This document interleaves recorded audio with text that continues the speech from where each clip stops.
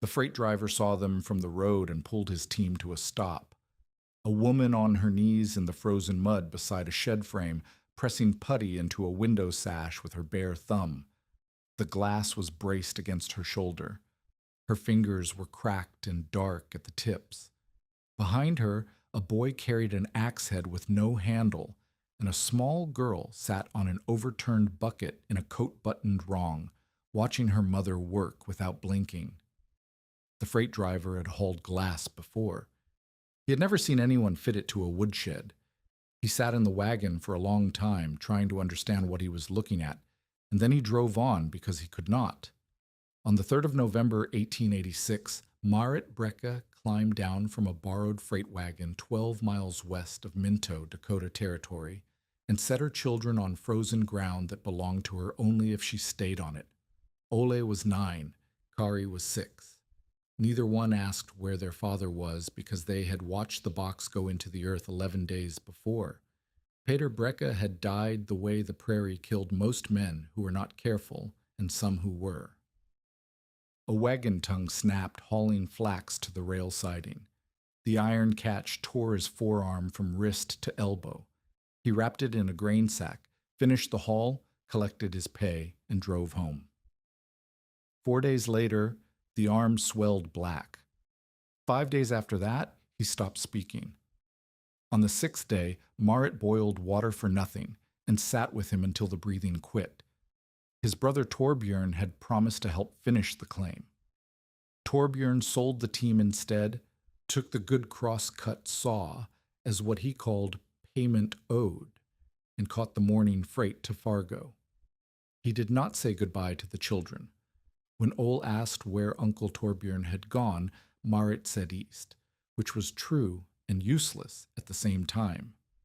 She had $18.70, one milk cow that gave less each week, a broken stove grate held together with baling wire, a cabin 12 feet by 16 feet with tar paper walls that popped in the wind like a man cracking his knuckles, and a half-built woodshed frame leaning north of the cabin with no south wall, no roof, and no purpose yet.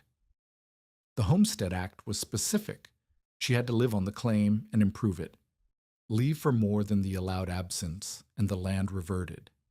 She could not sell what she had not proved. She could not prove what she could not survive on, and she could not survive on what the property currently held. The stovepipe leaked smoke at the elbow joint. Every time the wind shifted north, a gray thread curled into the cabin and pooled along the ceiling. Kari coughed into her sleeve. Ole stuffed a rag into the joint, and the rag smoldered until he pulled it out and stamped on it. The stove grate was cracked across the center bar. Fire dropped through onto the stone hearth and spat sparks toward the dry plank floor. Marit propped a flat iron plate beneath the crack and hoped it would hold until she could find a replacement. Her stored fuel was piled against the cabin's east side, 1¼ cords of mixed scraps, willow branches thin enough to snap by hand, old fence rails silver with age, and soft at the centers. Punky cottonwood rounds that crumbled when she drove the hatchet in. She counted and measured. She stacked and restacked. The number did not change. The day she finished the count, a man on a gray horse came up the track and sat in the saddle looking at the property the way a doctor looks at a wound he knows will not close. Ansel Whitcomb was 58 years old, a former timber foreman from the Minnesota pineries who had traded forest work for a township road supervisor's title and a bad knee. He had the hands of a man who had swung an axe for 30 years and the voice of a man who had told younger men they were wrong for just as long. He was not unkind. He was accurate, which on the northern plains was worse. He dismounted without being asked, tied the gray to the shed frame, and walked the property with Marit, while Ole followed carrying the axe head. The handle had broken during Torbjörn's last day on the claim. Nobody had replaced it. The boy carried the iron head in both hands, like an offering he did not know how to deliver. Whitcomb looked at the woodpile first. He pulled a cottonwood round from the stack, turned it, pressed his thumb into the end grain. Damp. He split a willow branch with his belt knife. The inside was green-white and slick. He dropped it. "How much dry do you have here?" he asked. "About a cord and a quarter," Marit said. "Mixed." "Mixed?" Whitcomb looked at the cabin. He looked at the stovepipe with its smoke leak. He looked at the tar paper walls bowing between the studs. He did the math the way any man from timber country would do it, which meant he did it fast and without optimism. A family in a cabin this size, this loose, needs 6 cords to get through winter. 7 if it's bad. 8 if it's long and bad, and they are all long and bad here. He pointed at her pile. "That is smoke and frustration. The willow will burn fast and give nothing. The cottonwood is punky and half water. The fence rails might last you 3 weeks if you feed the stove careful." Marit did not argue because she had already done the same arithmetic in the dark while her children slept. "What can I cut?" she asked. Whitcomb pointed toward the coulee, a frozen crease in the prairie a quarter-mile south where a line of trees clung to the banks. Ash, box elder, cottonwood, elm, standing timber that the previous claimant had never touched because he had arrived in spring and planned to cut in summer and dry through fall. "Green," Whitcomb said. "All of it. You could cut every tree in that draw and stack it, and it would hiss and spit in your stove until April. Green cottonwood is smoke with bark around it." He walked to the shed frame. The posts were set, but leaning. The crossbeams were rough-pegged and missing 2. There was no south wall, no north wall, no roof. It was the skeleton of an intention that had died with the man who started it. "You need 6 cords dry," Whitcomb said. "You have less than 2, and what you can cut now will hiss in the stove until you wish it was April." He touched one of the posts. It wobbled. "Who was going to finish this?" "His brother." "Where is his brother?" "Fargo." Whitcomb pulled his collar up. The wind was coming from the northwest, and it carried the particular emptiness of a sky that had nothing between it and the Arctic but grass. "Mrs. Brecka," he said, "the only thing that saves a winter household is time. You cut in spring, you split, you stack off the ground, you let wind work through the pile all summer. By fall, it rings when you hit it. That is how it works. That is the only way it works." He mounted the gray. Ole still held the axe head. Kari stood in the cabin door with one hand on the frame and her coat buttoned wrong. "You have no time," Whitcomb said. "I am sorry about your husband." He rode east. The gray's hooves punched through the frozen crust and left marks that filled with blown snow within the hour. Marit stood beside the useless woodpile and looked south toward the coulee. The trees were visible as a dark line against the white-gray sky. Ash and elm and box elder, every one of them full of water, every one of them months from burning clean. She could cut them. She could split them. She could stack them in the open air and wait for wind and time to dry them. She did not have wind and time. She had children and winter and $18.70. She tried ordinary measures first because desperation does not start with invention. It starts with doing the wrong thing faster. She split the green ash thin, narrow pieces the width of 2 fingers and stacked them behind the stove where heat rolled off the iron. The cabin filled with a sour, wet wood smell that sat in the lungs like damp cloth. Carrie coughed until she gagged. Ole pressed his shirt over his nose and breathed through the fabric. The stove smoked because the green splits steamed before they burned. Water bubbled from the cut ends and hissed on the grate, and the fire fought for air it could not find through the vapor. One evening, Marit pulled a half-burned log from the firebox and held it in the tongs. Steam leaked from the split face like breath from a horse's nostril. The bark was black, but the wood beneath it was pale and wet. She could feel the heat the fire had spent not warming the cabin, but boiling water out of the cells of a tree that had been alive 3 weeks earlier. She was burning fuel to dry fuel and losing both. Ole watched from the corner.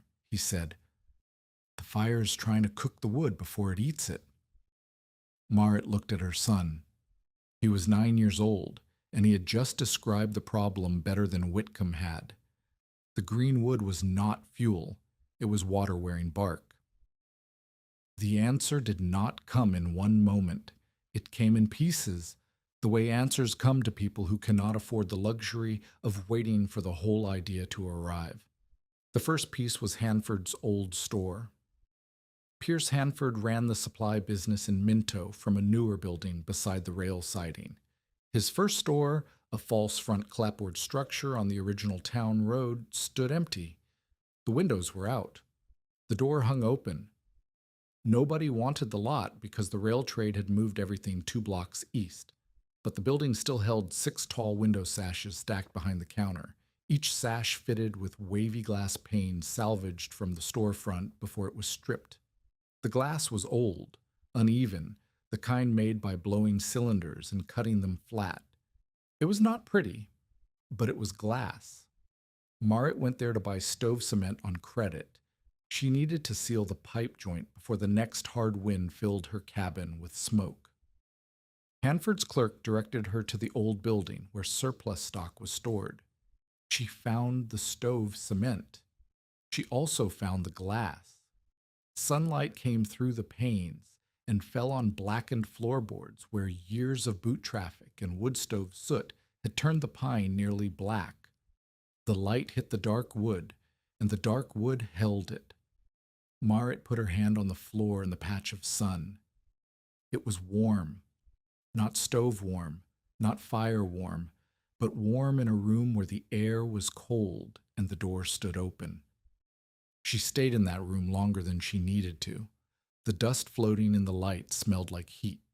The glass turned the thin November sun into something the dark floor could hold and the walls could keep.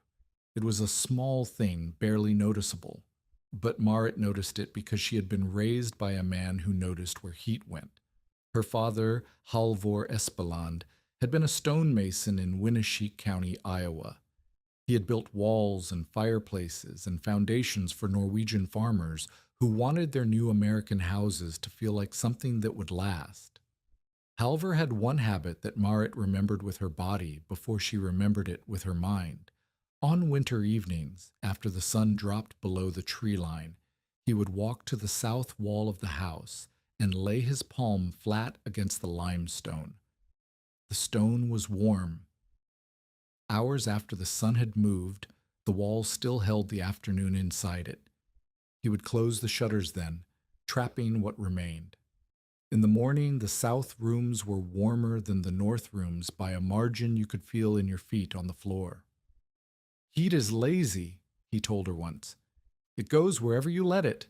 Close the doors, and it stays. Open them, and it walks out like a barn cat."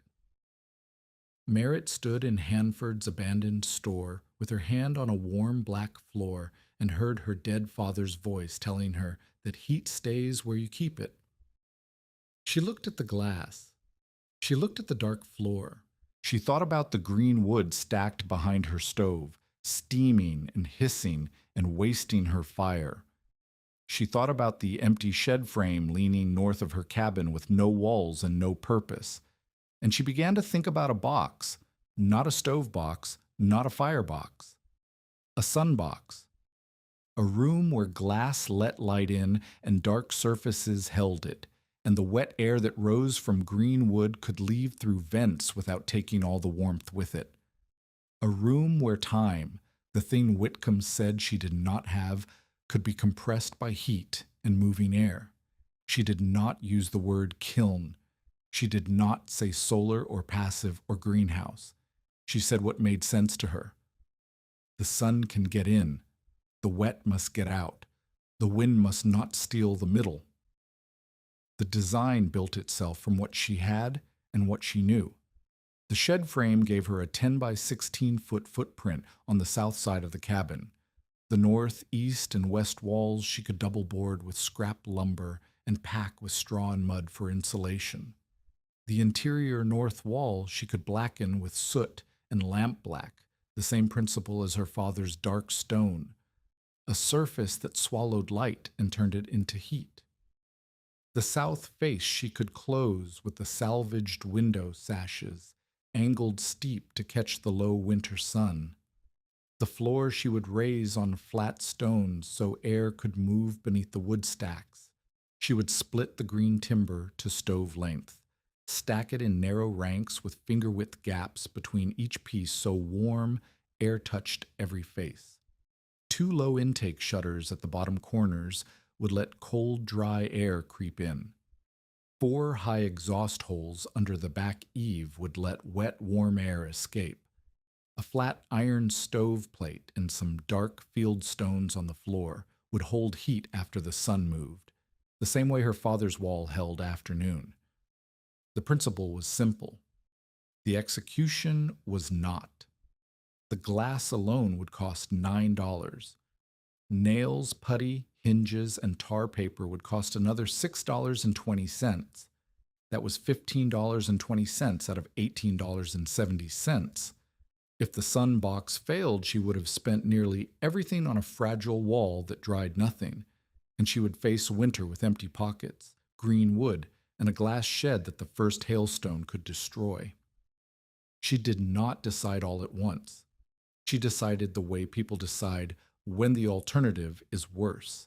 She looked at what happened if she did nothing and found it unbearable. Martha Klein arrived on the second day of measuring. Martha was 41, a German-born neighbor 3 miles east, mother of 5 children who had all survived past age 3, which on the northern Dakota prairie was its own credential. She was strong, practical, suspicious of novelty, and genuinely worried about Marit's children. Her concern was not performance. She had buried a child once before Dakota, and she carried that weight into every room where small lungs coughed. She found Marit outside the shed frame, holding a string weighted with a washer, sighting the angle of the south face against the low November sun. Ole was counting paces along the foundation line. Kari sat on an overturned bucket watching. Martha looked at the string. She looked at the shed frame. She looked at Marit. "What are you building?" "A drying shed." "For wood?" "For greenwood." Martha walked the frame the way Whitcomb had, but she looked at different things. She touched the straw stuffed between the double boards on the test section of the east wall. She peered at the angle of the south-facing posts. "A woodshed wants wind," Martha said. "You dry wood with air, open air. You are building a jar." The objection was reasonable.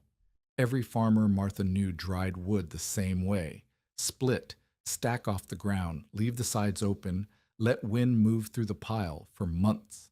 A closed space trapped moisture. A closed space grew mold. A closed space turned wood into rot. Marit pointed to the upper corners of the frame. "Vents," she said. "4 high, 2 low. The wet air rises and leaves. The dry air enters at the bottom." "And the glass?" "The glass lets the sun in. The dark wall holds the heat. The heat dries the wood faster than wind alone." Martha pressed her lips together. She was not a woman who dismissed ideas carelessly, but she had 5 children, and she had learned that the difference between a plan and a grave was usually about 3 weeks of winter. "You are spending money on glass," Martha said. "For a woodshed." "Yes. And if it does not work?" Marit did not answer immediately. The wind moved across the flat ground and found every gap in the shed frame. Ole's string swung. "If it does not work," Marit said, "then the wood stays wet, and we burn it wet and carry coughs all winter, and we use twice as much for half the heat. The same as if I did nothing, except I will have spent $9 on glass." Martha shook her head slowly. "Not in cruelty. in the particular sorrow of a woman watching another woman walk toward a cliff and being unable to stop her. "I will bring rye meal tomorrow," Martha said, "for the children." She left. Merritt went back to measuring. But that night, with Ole and Kari asleep on the rope bed and the stove ticking as it cooled, she lay in the dark and listened to the wind test the tar paper walls, and felt the doubt that Whitcomb and Martha had planted growing in the same soil as her idea. What if she was building a jar? What if the moisture had nowhere to go? What if the glass cracked in the first hard freeze, and she had spent $9 on broken panes and a shed full of green wood going to mold? She could hear Pater in her memory, not his words, but his way of working, careful, steady, patient. Pater would have waited until spring. Pater would have cut in May and split in June and stacked through July and had 6 dry cords by October. Pater would have done it right because Pater had time. Marit had weeks, maybe less. She turned on the straw tick and pressed her face into the rough fabric and made the decision again, the way she would make it every morning for the next month, not with confidence, but with the absence of a better option. Minto was a town small enough that a woman buying window glass for a woodshed became the week's best story before she finished paying. Pierce Hanford made sure of that. Hanford was 46, the supply store owner, the closest thing the settlement had to a banker, and the man who held Peter Brecka's unpaid store account, $13.40. He was not a villain in the storybook sense. He was a man who understood leverage and used it the way a carpenter uses a pry bar, without emotion at the weakest point, until the thing gave way. If Marit failed or left, he expected to buy the claim improvements for little and resell the quarter section to a cousin arriving by rail in the spring. Her survival was not in his interest. Her failure was. He started the phrase, "fancy glass woodbox," and it traveled the way phrases travel in small towns, repeated at the store counter, at the livery, at the schoolhouse door, at every table where men sat with coffee and opinions. A woman with 2 children and no dry fuel has bought windows for a shed, Hanford said, loudly enough for the 3 men warming themselves by his store stove to hear. "I have seen people waste money on whiskey, and I have seen people waste it on patent medicines, but this is the first time I have watched someone waste it on church windows for firewood." The men laughed. The image was vivid. A widow building a glass wall for a woodshed while her children wore coats indoors. It was funny the way other people's desperation is funny when you're standing next to a warm stove with dry wood in the box and credit on the books. Hanford was not finished. When Merritt came to the store to buy cut nails, he met her on the porch. The conversation happened in front of witnesses because Hanford understood that public pressure was a tool that worked best with an audience. "Mrs. Brecka," he said, "your husband's account is $13.40. I have been patient because of the circumstances, but I cannot extend further credit to a household that is spending its last money on glass." Marit stood on the porch with her hands in her coat pockets. One pocket held coins. The other held a list of what she needed. The list was longer than the coins could cover. "I am not asking for credit," she said. "I am buying nails. With what remains after you bought windows for a woodshed. With what is mine to spend." Hanford leaned against the porch post. He was a large man, and he used his size the way large men sometimes do, not threatening, but occupying space that made the other person feel smaller. "I have a proposal," he said. "Sign a paper giving me first right to purchase your claim improvements. If you go east before thaw, I will extend credit for the winter. Flour, nails, stove cement, whatever you need. You survive the winter, the paper is void. You leave, I get the improvements at a fair price." Marit understood the mathematics of this offer instantly. If she signed, Hanford would own her decision. Every bad week, every cold night, every coughing fit from Kari would carry the weight of Hanford's paper in the back of her mind. And if she left, when she left, because Hanford believed she would leave, he would take the cabin, the shed, the improvements, and the quarter section and sell them for 10 times what he paid. No, she said. Hanford's expression did not change. He had expected the answer. He wanted the refusal witnessed. Then freeze pretty, Mrs. Brecka, he said. The glass will shine nice. Whitcomb stood near the hitching rail. He had heard everything. His face carried the uncomfortable expression of a man who knew Hanford was wrong in method, but possibly right in prediction. He said nothing. He mounted and rode. Marit bought 3 pounds of cut nails. She did not buy flour because there was not enough for both, and nails would build the shed that might keep her children alive, while flour would feed them for a week and then be gone.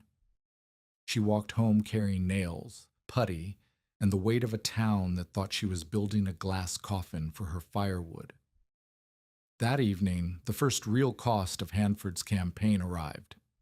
Martha Klein's oldest boy, a strong 14-year-old who had been helping Merritt split wood and haul posts, did not come. Martha sent her daughter instead with a sack of rye meal and 2 old hinges, but the message was clear. Martha's husband had heard the talk at Hanford's store. He had said his son was not to help because helping Marit Brecka was throwing good labor after bad sense. Marit took the rye meal and the hinges and thanked the girl. She did not ask about the boy. She understood the transaction. Food given out of pity, labor withheld out of judgment. The community had decided what she was doing was foolish, and the community would not invest in foolishness even if it pitied the fool.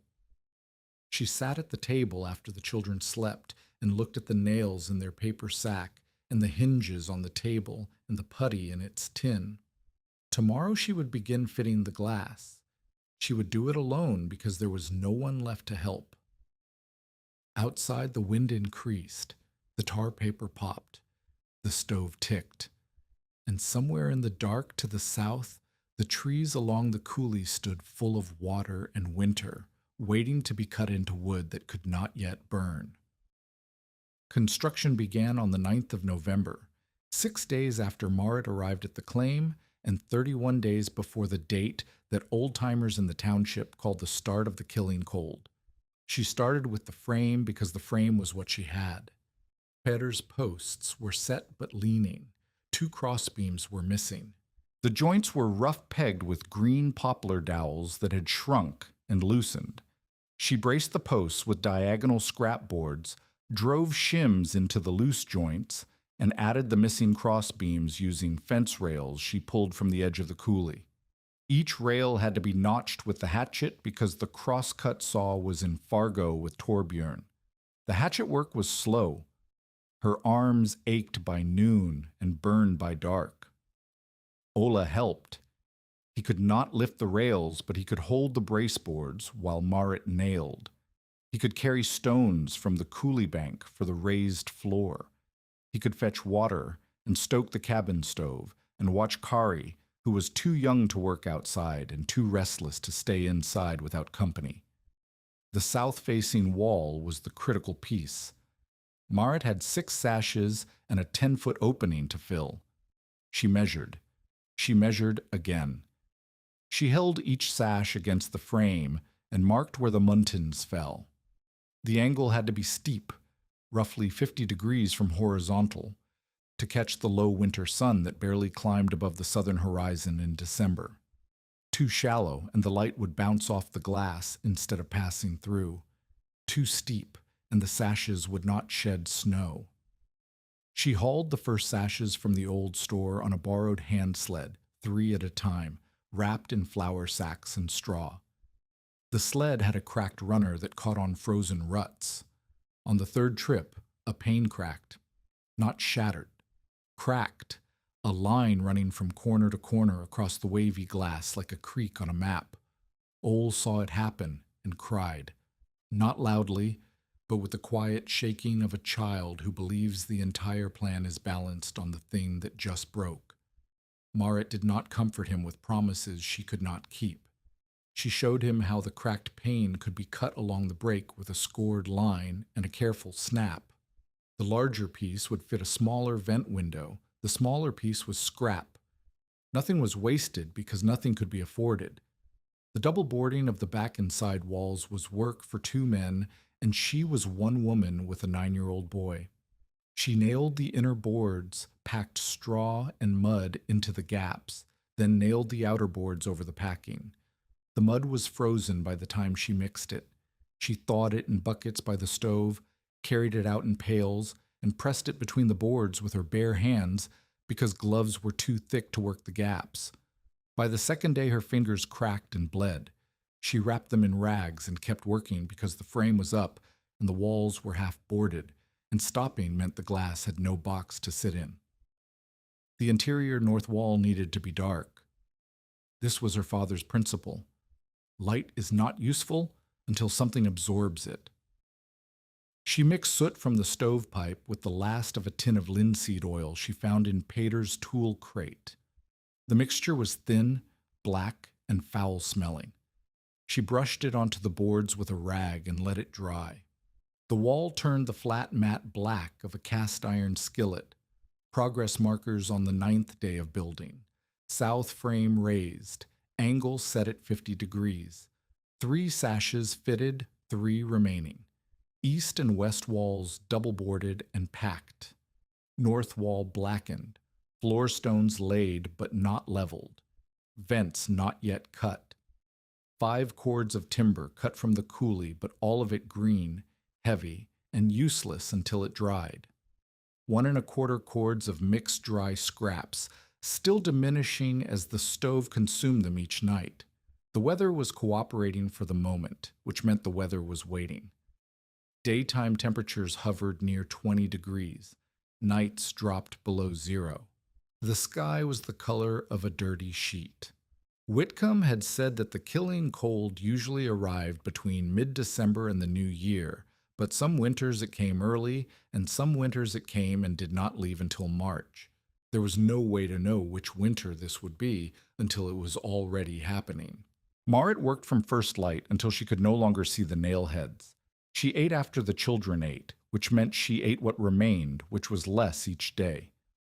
The rye meal Martha had sent was almost gone. The cow gave a pint of thin milk morning and evening. Kari ate bread soaked in milk and complained it tasted like straw. Ola ate whatever was in front of him and did not complain because he had decided at 9 years old that complaining took energy, and energy was firewood, and firewood was something they did not have enough of. On the 11th day, the first hard wind hit. It came from the north at dusk, with a sound like canvas tearing. Marit was pressing mud into the last section of the east wall. The wind ripped a strip of tar paper from the unfinished back wall and sent it spinning into the dark like a black bird. Ole chased it, but the paper was gone. Without that strip, the gap between the upper boards was open to the wind. Cold air would pour through and steal the heat the glass was meant to hold. She nailed a doubled flour sack over the gap. It flapped all night. She could hear it from the cabin, a wet slapping sound that meant her shed was breathing where it should have been sealed. 12 days in. 4 sashes hung, 2 remaining. Back wall patched but vulnerable. Green wood cut and stacked but wet. Dry wood shrinking, and the first night below -10 still weeks away. Tell us in the comments, have you ever been doubted by someone who did not understand what you were building? She had no help, no credit, no margin, and a shed that was half glass and half hope. The vents were not cut yet. The floor was not level. The last 2 sashes sat in the cabin wrapped in straw because she was afraid to move them in wind. And every morning when she walked to the shed and put her hand against the blackened north wall, it was cold. Stone cold. Dead cold. the cold of a wall that had not yet met the sun through glass.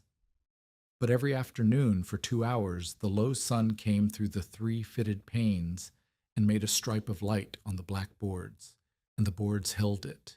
And when Marit pressed her palm to the warm spot, she felt her father's hand on limestone 30 years gone and 1,000 miles south, and she thought, it is the same.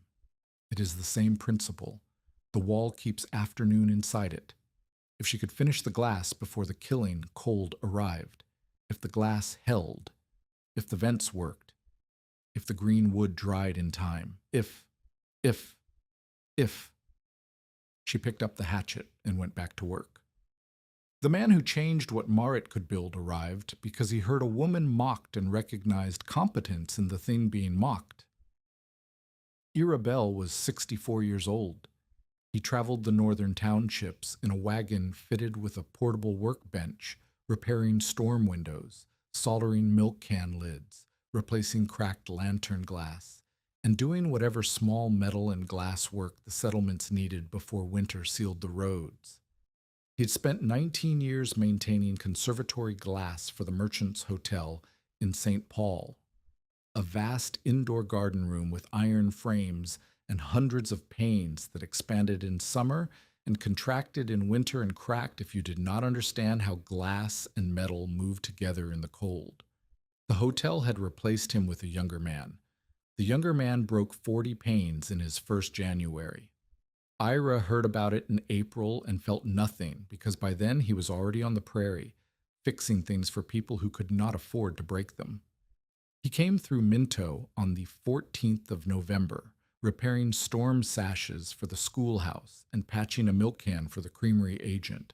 At Hanford's store, he bought putty and heard Hanford tell the glass woodbox story to a freighter who was warming his hands by the stove. She paid $9 for window glass, Hanford said, for a woodshed. I told her to sign the paper and take credit like a reasonable person. She bought glass instead of flour. The freighter laughed. Ira did not. He asked where the claim was. He arrived the next afternoon.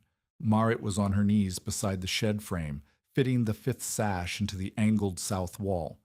She had the pane braced against her shoulder and was pressing putty into the rabbet with her thumb because she did not own a glazing knife. The putty was cold and stiff and would not seat properly. She was forcing it. The glass flexed. Ira sat in his wagon and watched.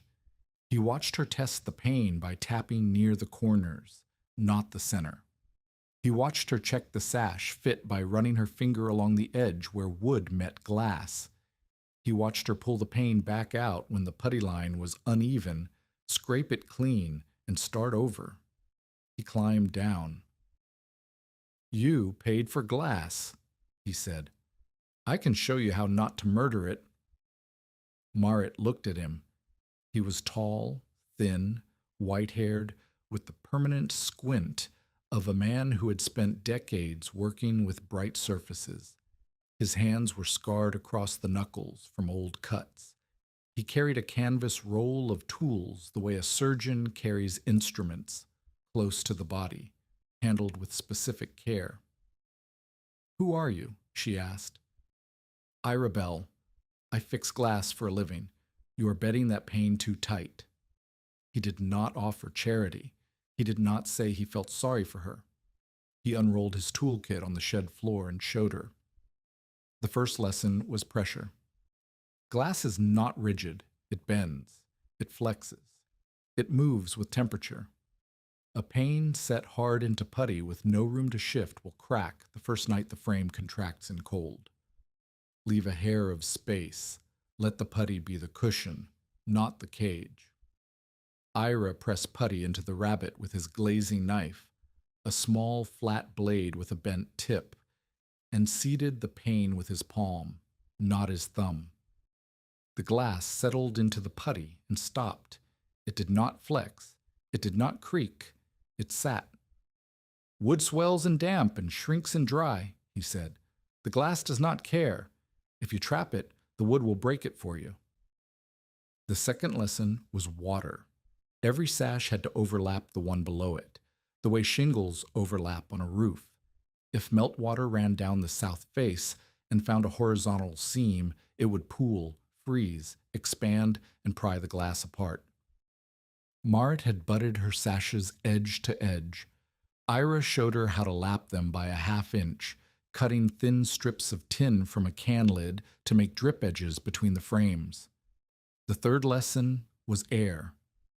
Ira lit a twist of punky bark and held it inside the half-finished shed. The smoke rose and pooled in the upper back corner, a gray cloud sitting against the blackened north wall like fog in a valley. "That is where your moisture will sit," he said. "Smoke is lazy the same as heat. If smoke hangs, water hangs. If water hangs, wood rots." Marit had cut 4 exhaust holes high on the back wall, each one the size of a man's fist. Ira said they were too small and too evenly spaced. He widened 2 of them, closed one, and moved the 4th to the far corner where the smoke had pooled. He made sliding covers from scrap board so Marit could open and close the vents, depending on sun and wind. "The trick is not to let all the heat out," he said. "The trick is to let only the wet out. They travel together, but the wet rides higher. Vent high. Keep the heat low."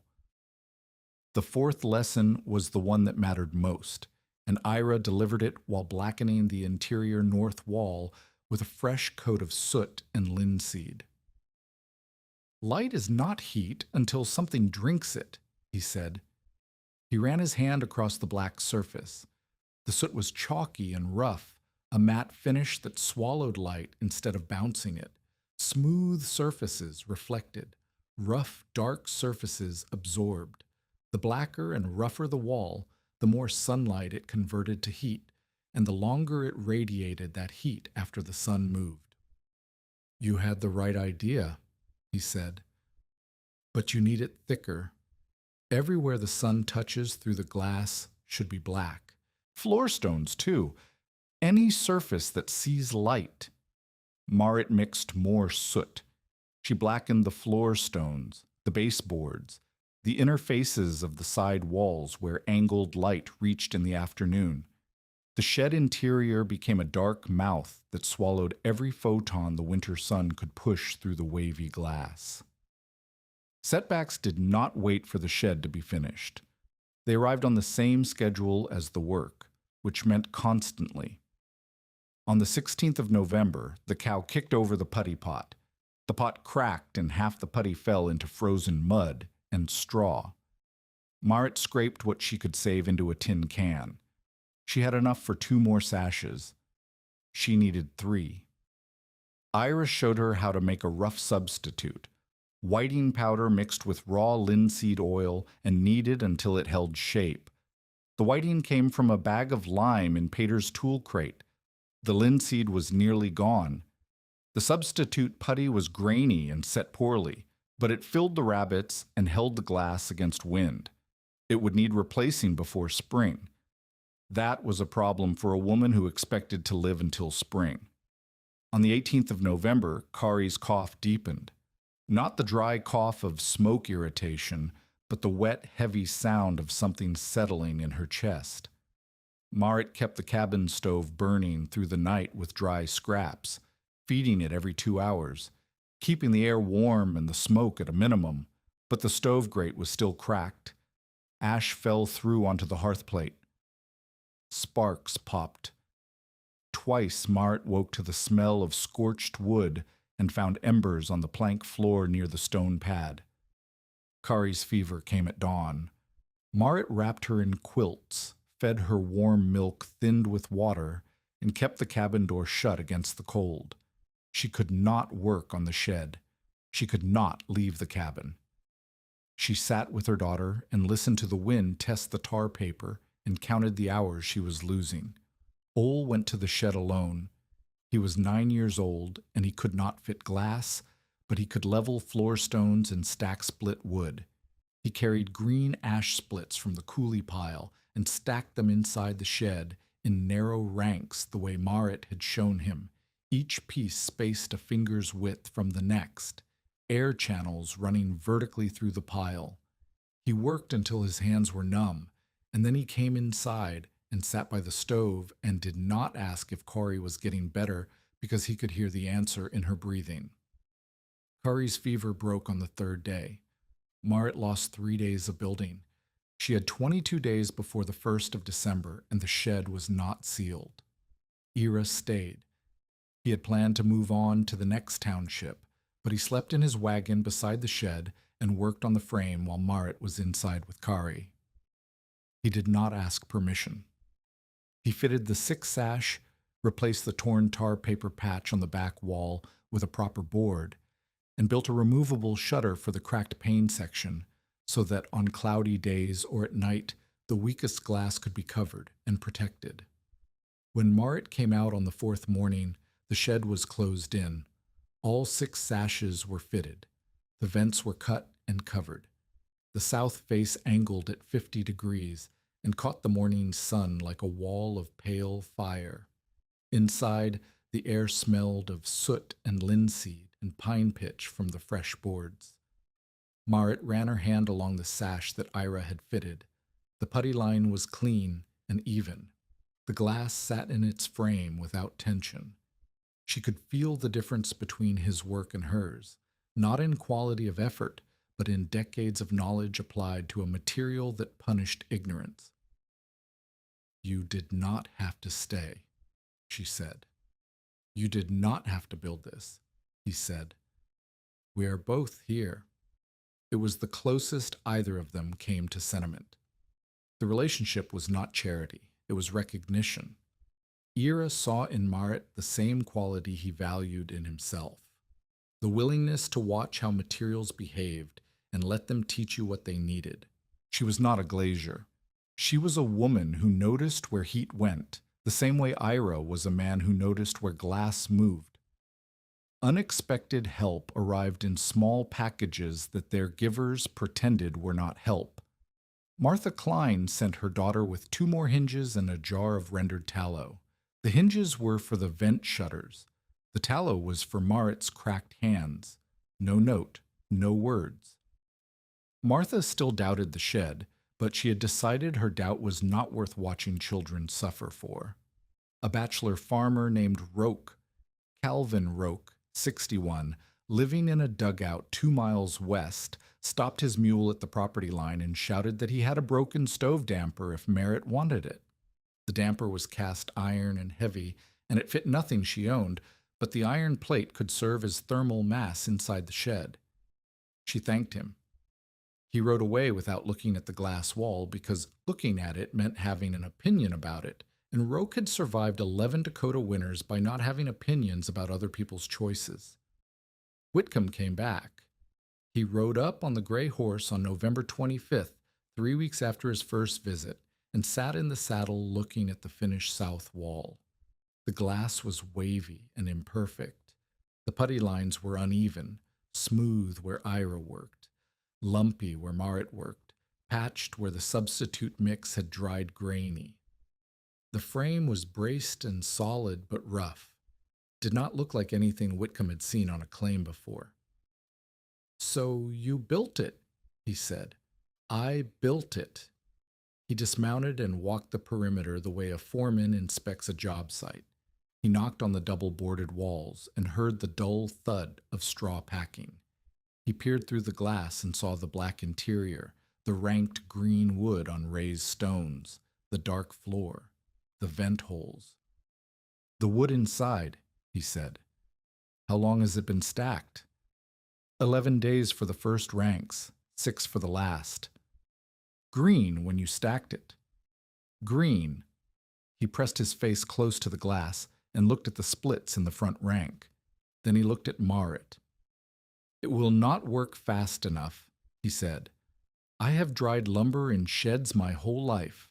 Ash needs a full summer. Cottonwood needs longer. You have weeks."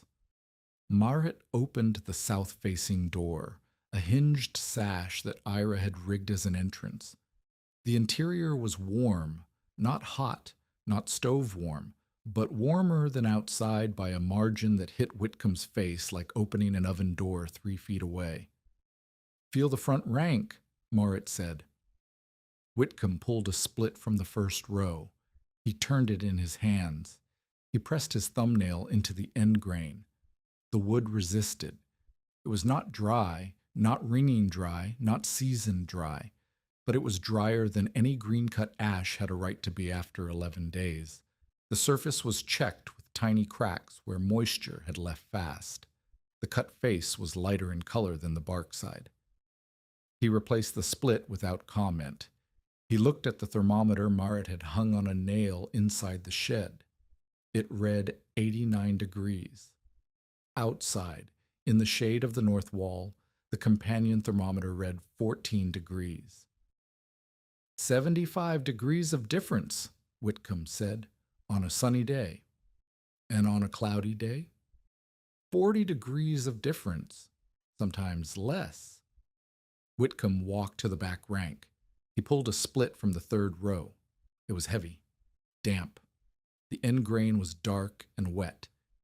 He struck it against the floor stone, and it landed with a dull thud. He struck the front rank split, and it cracked against the stone with a sharper sound. Not the hollow ring of seasoned wood, but sharper, closer. "The front dries," he said. "The back does not. Not yet. You rotate them?" "Every second day. Front to the porch for burning. Second rank forward. New green goes to the back." Whitcomb stood inside the shed with warm air rising around him, and the smell of sap and hot bark filling his nostrils and the low sun making the glass wall glow. He did not say the words that would have changed everything. He did not say she was right. He said instead the words of a man who was not yet ready to be wrong. "I have seen warm air before, Mrs. Brecka. Warm air is not dry wood. You're heating the outside of those splits, but the center is still green. When you burn them, the center will steam and the fire will fight it." He mounted the gray. "I hope I'm wrong," he said, "but I have dried more wood than you have years." He rode east. Morit closed the shed door and stood inside with the warmth pressing against her face and the doubt pressing against her chest. She pulled the front rank split Whitcomb had handled and held it to her ear and struck it with her knuckle. It did not ring, but it did not thud either. It was somewhere in between, in the territory between green and dry, between failure and proof. She had 18 days before December. On December 10th, 3 things happened. The last vent shutter was fitted. Morit cut it from a board Ira had planed smooth, so the slide would not bind in ice. She tested each vent, open, closed, half open. The smoke from a punky rag test rose and left through the upper vents. No pooling, no dead corners. The airflow was uneven, faster near the widened corner vent, slower near the center, but it moved. The glass wall was complete. And the sun came out. It had been gray for 4 days. Overcast skies that gave the shed interior a dull warmth, enough to feel with the hand but not enough to drive moisture hard. On December 10th, the clouds broke, and the winter sun, low and sharp, hit the south-facing glass at a raking angle and poured light into the black interior like water into a cup. The thermometer climbed. At 9 in the morning, it read 42 degrees inside, 16 outside. By 11, it read 78. By noon, it passed 98. At 1 in the afternoon, in the stripe of direct light on the blackened north wall, Morit held the thermometer against the surface and read 110 degrees. 110 degrees inside a shed made of scrap lumber, stolen putty, and salvaged glass, while outside the air was 16 degrees and the wind came from the north. The front rank splits checked visibly. The tiny surface cracks widened and multiplied as moisture rushed out of the wood faster than it had in weeks of overcast. The smell changed, not the sour, damp smell of green wood sweating, but a sharper, hotter smell like kiln-dried pine boards or the inside of a sawmill in summer. But the back ranks stayed heavy. Marit pulled a cottonwood split from the rear row and weighed it against one from the front. The difference was obvious in her hands. The front piece was light, checked, almost eager to burn. The rear piece was dense and cold and damp. Ira came inside and looked at the stacking. He pulled 2 splits from the middle ranks and examined the air channels between them. Then he removed an entire row, 8 splits, and restacked them with wider gaps. "You packed too tight," he said. "Air cannot reach the center ranks. The outside dries and the inside stays wet. You lose capacity, but a cord that rots together is not a cord." Marit hated losing the space. Every split removed was heat removed, a night of warmth she could not afford to lose. But she watched the smoke test again after Ira restacked. The punky rag smoke rose through the pile in vertical columns now, finding paths between the splits where before it had pooled and spread sideways. The air was moving through the wood, not around it. Martha Klein came that afternoon. She stood outside the glass wall and peered in like a woman looking into a curiosity cabinet. The wood inside shimmered with heat waves. Steam rose from the back ranks in thin wisps and exited through the upper vents. "It smells like summer in there," Martha said. "It is summer in there," Marit said. Martha did not say she was wrong about the jar. She said, "The smoke from your cabin has been cleaner this week." It was the closest thing to an admission Marit had received. She took it. Whitcomb came back again, not to assess, but because a man from the next section had told him the thermometer inside the shed read over 100 degrees on a bright day. He did not believe it. He rode up, dismounted, and walked into the shed without knocking. He read the thermometer. He pulled splits. He struck them against stones. The front ranks rang. Not the deep ring of wood dried a full summer, but a ring, a clear, sharp sound that any timberman recognized as the difference between green weight and burning weight. He did not convert. Not yet. But he stopped saying it could not work. He said instead, "How long before the back ranks match the front?" 2 weeks on sunny days, Marit said. "Longer if it stays gray." "And if we get a week of gray followed by a 40 below drop?" "Then the back ranks are still wet, and I burn what is dry and hope the sun comes back." Whitcomb nodded. This was honest math, and he respected it. He did not offer help. He did not say she was right. He said, "I will check again before Christmas." He left. Hanford's voice followed him. At the store that evening, Hanford started taking bets. 5 cents a man on when the first pane would burst. He predicted the solstice. A freighter said New Year's. The school teacher said it would last, but the wood would mold. Nobody bet on Marit. In early January, the sky closed. The barometric pressure dropped over 3 days. The clouds thickened from gray to the color of lead poured into a mold. The wind shifted northwest and stayed. Snow came first as dry crystals that hissed against the glass wall and collected in the sash joints. Then it came as wind-driven sheets that erased the road, the fence posts, the coulee trees, everything beyond 30 feet of the cabin. Then the temperature fell. It fell the way temperatures fall on the northern plains, not gradually, but in steps, each step lower than the last, each one harder to believe. 20 degrees, 12, 5, 0, then below, 10 below, 18 below. On the third morning, Marit could not read the thermometer outside because the mercury had dropped past the lowest mark, which was 30 below, and the glass tube was frosted on the inside. She estimated 40 below. She was close.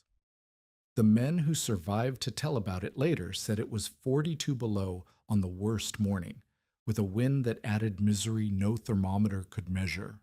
Complication 1, arrived in the form of Kari's fever returning. The child woke on the second night of the cold, with her forehead hot and her breathing shallow and quick. The sound was the same wet rattle Marit had heard in November, but deeper now, as if the thing in Kari's chest had settled in and unpacked. Marit held her daughter against her body under the quilts and felt the heat of the fever through the fabric and the cold of the cabin through the walls, and understood that smoke in this room could kill this child. She could not burn green wood in the stove. Not tonight, not with Carrie's lungs rattling. Complication 2 arrived an hour later. Ole went to the shed to bring in dry splits for the morning fire. The path between the cabin and the shed was 10 yards of open ground. In daylight, it was nothing. In the dark, in 40 below wind, it was a crossing that stole breath and froze tears before they fell. Ole made the trip with a lantern and a canvas sack. On the return, carrying an armload of splits, he slipped on a patch of ice compacted by boot traffic and fell forward. His right palm landed on a glass shard half buried in the snow, a fragment from the pane that had cracked during the first haul. The shard cut through his mitten and into the meat of his hand below the thumb. He came through the cabin door with blood running between his fingers and wood scattered on the step. He did not cry. He held his hand up and said, "I cut it on glass." Marit sat Kari down, wrapped Ole's hand in a clean rag torn from a flour sack, pressed it tight, and told him to hold pressure against his chest. The blood soaked through the first rag. She wrapped a second. The cut was deep but short. A clean slice, not a tear. It would close if kept clean and still. It would not close if a 9-year-old boy was hauling wood through a blizzard. She had one child fevered and one child bleeding, and the stove was burning through its last dry splits. Complication. 3 waited at the shed. Marit left both children inside, banked the stove with the remaining dry wood, and went out. The wind hit her like a wall made of knives. She pulled her scarf across her face and felt the moisture in her breath freeze against the fabric within 3 steps. The snow was not falling so much as being thrown horizontally, and it found every gap in her coat, her collar, her boots. The lantern flame bent sideways and nearly died. She reached the shed. The glass wall was dark. No moonlight, no starlight, nothing but the faint reflection of the lantern against the panes. She tried the vent shutters. All 4 high vents were frozen shut. The sliding covers had iced into their tracks during the gray days when condensation from the drying wood had run down the inside of the back wall, pooled in the shutter grooves, and frozen solid. The shed needed to vent. Without the upper exhausts open, moisture from the still drying back ranks would condense on the cold glass, freeze, and build a layer of ice that blocked the sun. The shed would become the jar Martha had predicted, a sealed box where damp air sat on green wood and mold began. Marit crawled along the lee side of the shed to the first vent. She carried Ira's bent awl, a tool he had left when he moved on. She worked the tip into the ice around the shutter. The ice was hard. Her fingers were numb. The wind came around the corner of the shed and drove ice crystals under her scarf and into her eyes. She chipped and pried. The shutter cracked free, and she slid it open. Wet air rushed out, a plume of steam that the wind tore apart. She moved to the second vent. It was on the high side, out of reach from the ground. She pulled herself up on the cross beam, hanging by one arm, and drove the awl into the ice with the other hand. The shutter broke free, but the sliding cover snapped off its track and disappeared into the dark. The wind took it. There was no replacement. The vent was now open and could not be closed. On a sunny day, that meant extra ventilation. On a night like this, it meant heat pouring out of the shed into the killing cold. She had opened 2 of 4 vents and lost 1 shutter. She climbed down. Her hands were white and would not close. She tucked them inside her coat against her ribs and walked back to the shed entrance. Inside the shed, in the lantern light, the front ranks of ash and box elder gleamed.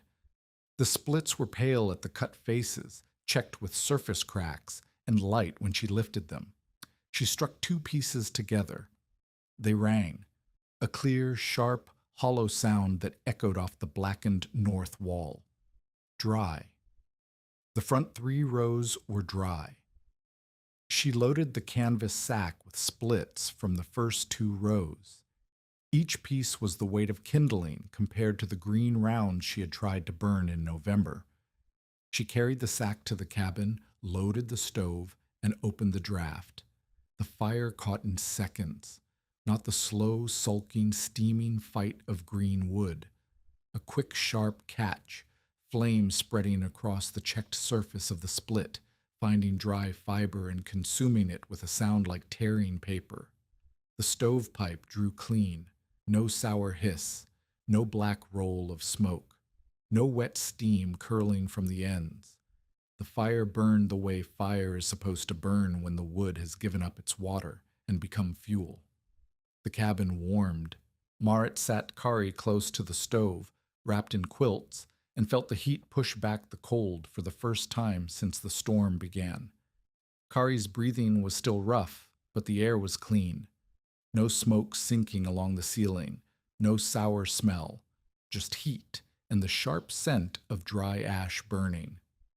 Ole sat in the corner with his wrapped hand against his chest and watched the stovepipe. No smoke leaked from the elbow joint. The draft pulled so cleanly that the stove door vibrated with the draw. "It sounds different," Ole said. It did. The stove sounded like a stove that was doing its job instead of fighting its fuel. Marit fed the fire through the night. Every 2 hours she added 2 splits, each one caught from the coals in seconds. The cabin held temperature. Kari slept. Ole slept. Marit sat by the stove with her cracked and bleeding hands wrapped in tallow-soaked rags and listened to the wind try to get in and fail. Outside, the storm did not care about her shed or her glass or her vents. It was 42 below, and the wind was packing snow against the cabin walls in drifts that reached the windowsill. But inside, the stove drew clean, and the fire burned hot on half the wood she would have needed if the wood were green. If you are invested in this story, subscribe and stay with us, because the next choice changes what the whole settlement believes about her. The contrast arrived at her door the next morning. One of Martha Klein's boys came through the storm. He was 14 years old and his scarf was frozen to his cheek, where breath moisture had sealed the fabric to his skin. Martha had taken in her brother's 4 children when the brother's wife fell sick. 9 people in a cabin built for 5. Their dry wood had run out 2 days before. They were burning green elm. The stove smoked so badly that Martha had opened the door twice to clear the air, losing heat each time. The children slept on the floor in a row, heads turned away from the stove, breathing through rags. The boy stood in Marit's doorway and said, "Mama asks if you have wood that burns clean." Marit looked at the shed. She had roughly 3 rows of dry splits left in the front ranks. Behind them, the middle ranks were drying, but not ready. The back ranks were still green. If she gave wood away, she shortened her own supply. If the storm lasted a week, and storms here could last a week, she might run out of dry fuel before the sun returned to reload the shed.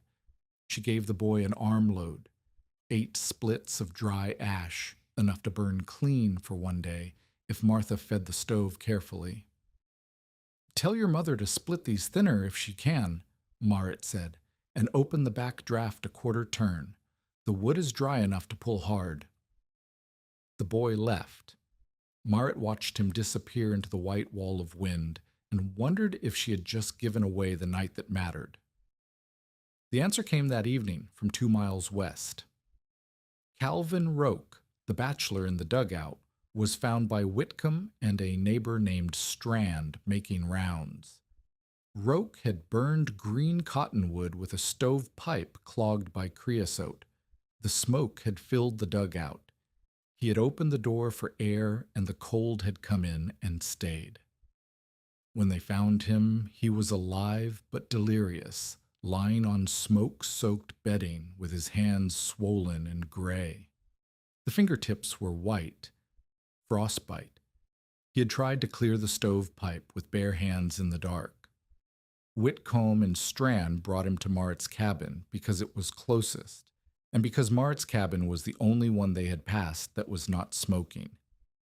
Roke came through the door on Whitcomb's shoulder. He was mumbling about the stove. His hands were wrapped in a shirt that was not his own. The smell of smoke clung to him so heavily that Carrie coughed when he passed her. Marit cleared the rope bed and laid Roke on it and covered him with the quilt from her own sleeping spot. She put snow in a pot to melt for water. She unwrapped his hands and saw the white fingertips and the blistered skin between them, and knew that some of those fingers might not come back. Whitcomb stood by the stove. He had not spoken since entering. He looked at the fire. He looked at the stovepipe, drawing clean in a cabin full of people and breath and wet clothing. He looked at the split burning in the firebox. He pulled a split from the pile beside the stove and held it. Light, checked, dry to the center. He struck it against the hearthstone. It rang. Whitcomb put the split in his coat pocket and did not say a word. The storm held for 5 days. On the 3rd day, Merritt went to the shed at noon and found the sun breaking through a crack in the overcast. The glass wall caught the light for 40 minutes before the clouds sealed again. Inside, the thermometer read 62 degrees during the break. The front ranks, restocked with middle row splits she had moved forward, were warming. Steam rose from their faces and exited through the 2 open vents. The vent she had lost to the dark was still open, bleeding heat, but the sun was still reaching the black wall, and the wall was still holding what it could. On the 4th day, the boy from Martha's family came again. This time he did not ask. He stood in the doorway, and Marit could see in his face that the green elm was not enough, and the cabin with 9 people was losing its fight against the cold.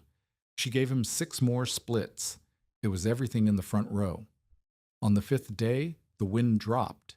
The temperature stayed low, 30 below at dawn, but the sky opened and the sun poured through the glass wall as if it had been waiting. By noon, the shed interior read 104 degrees.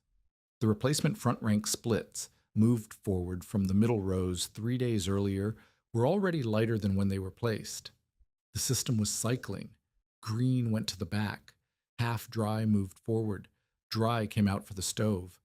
Marit pulled 2 splits and struck them together. The sound that came back was the sound Whitcomb knew, the sound of wood that had given up its water, the sharp, clear, almost musical ring of dry fuel. Carrie's fever broke the same day the sun returned. The child sat up, asked for milk, and complained that the cabin smelled like roke. Marit laughed. It was the first time she had laughed since Peter died. Roke would lose 2 fingers. The rest were saved. He lay on the rope bed for 3 more days, eating Marit's food and burning Marit's wood, and saying very little. When he finally stood, he looked at the stovepipe and said, "Your fire does not smoke." "No," Marit said. "Mine smoked until I could not breathe." "Green wood," Marit said. "Wet wood is not fuel. It is water wearing bark." Roke looked at her with the expression of a man who had nearly died for a lesson he could have learned from a conversation. Marit refilled the front ranks from the middle. She restocked the middle from the back. She sent Ole to the coulee to cut fresh green splits to fill the rear rows. The shed was a machine now. Sunlight entered through the glass. The black wall drank it and turned it to heat. The heat touched every face of every split through the air channels Ira had taught her to leave. The wet air rose and escaped through the vents. Dry air entered at the bottom and started the cycle again. The front ranks produced burnable fuel. The middle ranks were halfway there. The back ranks were just beginning. And every day the sun came through the glass, the cycle advanced, and the pile of dry wood grew while the green supply was replenished from the coulee. The machine worked. The children slept without smoke in their lungs. The stove burned clean on half the wood a family would need if burning green. And outside the cabin, the winter kept trying. It was January in northern Dakota Territory, 1887. The worst was not over, but the worst had come, and the glass wall had answered it. The cold broke on the 11th of January. It did not end so much as loosen its grip, the way a hand releases something it has crushed, slowly, with the damage already done. The temperature climbed from 30 below to 15 below, and then to 5 above, and the prairie emerged from the white in stages. Fence posts first, then the coulee tree line, then the road, rutted and packed with snow, hard enough to walk on without breaking through. Marit buried Roke's 2 fingers in the yard. There was no ceremony. They were black when the doctor from Minto finally came, and Roke sat on the cabin step while the man cut them, and Roke looked at the sky and said nothing. He left the next day on a borrowed mule, riding east toward his brother's farm near Grand Forks. He did not thank Marit because gratitude for that kind of loss does not fit in words. He nodded at the glass wall as he passed it. That was enough. Whitcomb returned on the 14th. He did not ride up casually this time. He came with intention, dismounted before the horse stopped walking, and went straight to the shed. Marit was inside, restacking. The front ranks were empty, burned through during the 5-day storm. The middle ranks had moved forward. Fresh green splits from the coulee filled the rear rows. The shed smelled of hot bark and sap, and the particular dry sweetness of ash wood that has lost its water. Whitcomb pulled the split from his coat pocket, the one he had taken the night he carried Roke through the door. He had been carrying it for 5 days. He held it in one hand and pulled a fresh split from Marit's front rank with the other. He compared them. Then he took out his belt knife and shaved into the center of the front rank split, cutting a thin curl of wood from the heart. The curl was pale, dry. It snapped between his fingers. "I shaved into the one I took," Whitcomb said. "3 nights ago, dried at the center. I put it in my own stove to be sure. It burned clean." Marit waited. She did not prompt him. She did not need to. Whitcomb folded his knife. He looked at the blackened north wall, at the glass sashes with their uneven putty lines, at the vent holes breathing thin steam into the cold air. He looked at a shed built from salvage and scrap and stubbornness, and he said what he had come to say. "I told you time was the only tool. I was wrong." He turned the fresh split in his hand. Heat and air, handled right, can buy time. He said it plainly. He said it the way a man says something he has tested against his own experience and found true despite wanting it to be false. There was no warmth in it. There was no apology. There was accuracy, which from Ansel Whitcomb was worth more than either. "I will say it at the store," he said. "Why?" "Because Hanford is selling lies about your glass, and someone who knows wood should say what your wood sounds like." He rode to Minto that afternoon. Marit did not go with him. She heard what happened later from Martha's daughter. Whitcomb walked into Hanford's store, pulled the split from his pocket, and dropped it on the counter. It rang against the wood surface. 3 men were drinking coffee by the stove. Hanford was behind the counter measuring salt. "That came from the breakfast shed," Whitcomb said. "Cut green in November, dry to the center by January 10th, clean burning, no smoke, no hiss, no steam. Hanford picked up the split. He did not examine it. He set it aside the way a man sets aside evidence he does not want seen. Warm air is not seasoning, Hanford said. It is a parlor trick. I burned it, Whitcomb said, in my own stove. It burned the way Summercut burns. I have dried more wood than any man in this room, and I am telling you her method works. The three men at the stove said nothing. They were watching a man with 30 years of timber authority contradict the man who controlled their credit. This was not a conversation about firewood. It was a rearrangement of whose word carried weight. Hanford smiled. It was not a pleasant smile. And when the first pane bursts in a hailstorm and she has a shed full of wet wood and broken glass, what will your wood sound like then? Whitcomb did not answer that. He left the split on the counter and walked out. Martha Klein's conversion happened without drama, which was appropriate because Martha had never been dramatic about her doubt. She came to the shed on January 16th with a sack of rye flour and a question. She stood inside the warm, dark space and looked at the ranked splits and the black wall and the glass catching the low afternoon sun, and she said, "How wide do the air channels need to be?" Marit showed her. A finger's width between splits in the rank, a fist's width between ranks. Enough space for warm air to touch every cut face. Enough space for the smoke test to pass. If you lit a punky rag at the bottom, the smoke should rise through the pile in vertical columns, not pool in dead corners. What about the wall? Martha asked. Does it have to be black? It has to be dark. Soot and linseed is cheapest. Anything that swallows light instead of throwing it back. Martha knelt and felt the floor stones. They were warm. She pressed her palm flat against the blackened north wall. It was warm. She stood and looked at the vent holes, one still open from the lost shutter, the others with their sliding covers adjusted to the day's weather. "How do you know when to open the vents?" she asked. "When the glass sweats," Marit said. "If water runs down the inside of the panes, the air's too wet inside. Open the vents until the glass clears. Close them before dark to hold the heat for morning." Martha stood in the shed for a long time. She was doing what practical people do before changing their minds. She was testing every piece of the idea against her own experience to see if any of it violated what she knew to be true. "I said you were building a jar," Martha said. "You did." "It is not a jar." "No. It is an oven, a slow oven for wood." Marit almost smiled. "My father would have called it a warm room." Martha bought no glass. She could not afford it.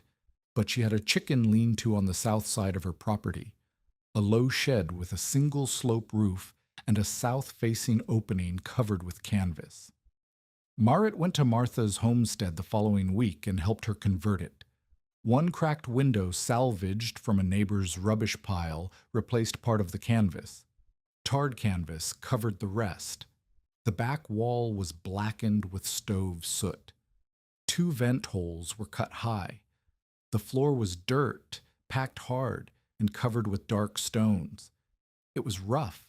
It was small. It would not dry a cord of wood, but it would dry kindling and thin splits, enough to start fires that caught fast and burned clean instead of smoldering in green smoke. Martha's first batch of thin split willow dried in 6 days. She burned it on a Thursday, and the smoke from her cabin chimney was the color of heat, not the color of wet. Others came after Martha. A young couple named Tollefson, on a low claim near the coulee, arrived in February asking if flour sacks could replace broken panes.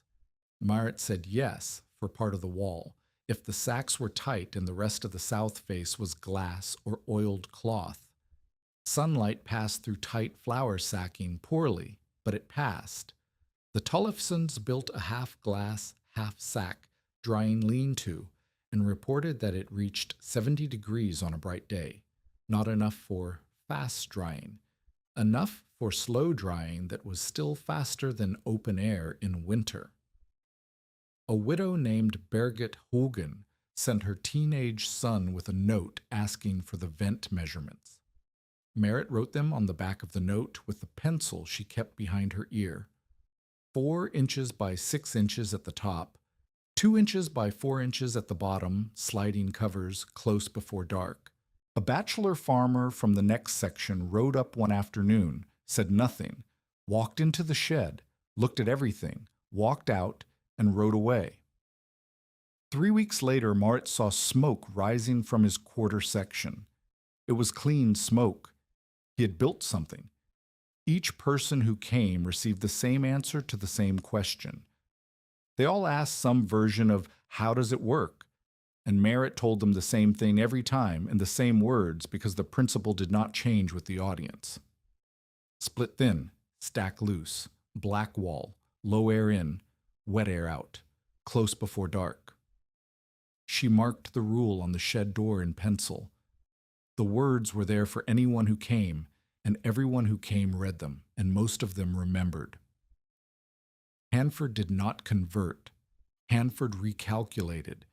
When he saw Whitcomb's endorsement reach other homesteaders, when he saw Martha building a lean-to dryer, when he heard the Tollefsons were planning to expand, he did what men of commerce do when a free resource threatens a paid one.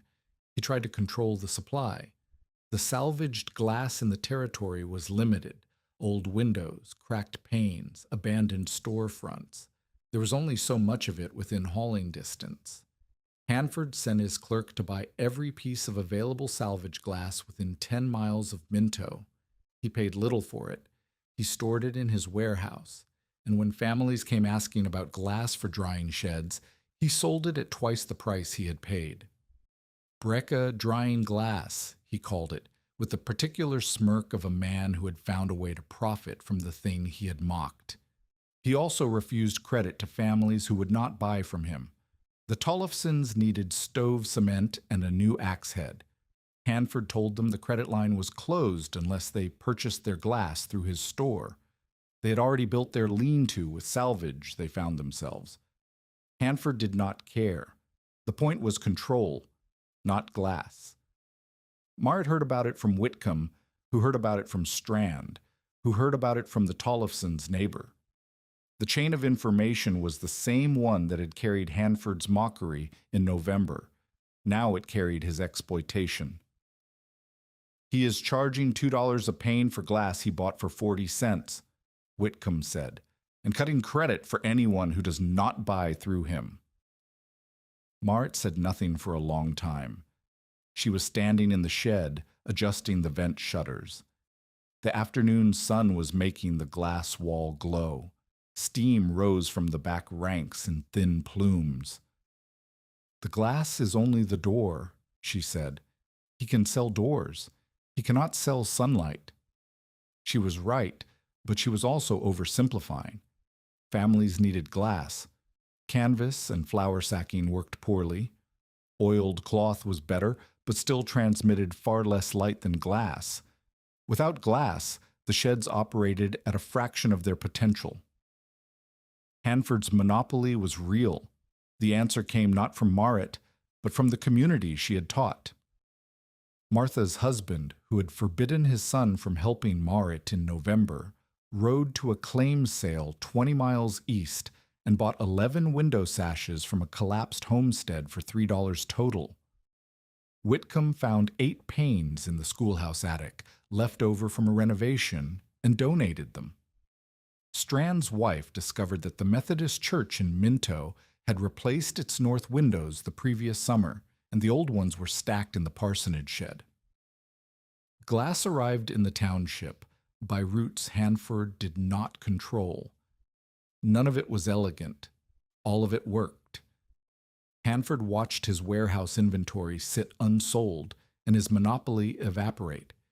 He did not learn a lesson about generosity. He learned a lesson about supply chains. But the practical effect was the same. His attempt to control the method failed because the method was simpler than his control. Ira Bell's cough had been present since December. Marit had heard it through the wall of the shed while they worked, a dry hack that came in clusters and left Ira leaning against the frame with his hand on his chest. He dismissed it the way old men on the prairie dismissed everything that was not immediately killing them, with a wave and a change of subject. In February, it deepened. The cough went wet. Ira spat into rags and folded them quickly so Marit would not see the color. She saw anyway. She said nothing because Ira was a man who had earned the right to manage his own body, and saying something would have been an intrusion neither of them could afford. They worked together through the last weeks of winter. The collaboration had shifted. In November, Ira had taught, and Marit had learned.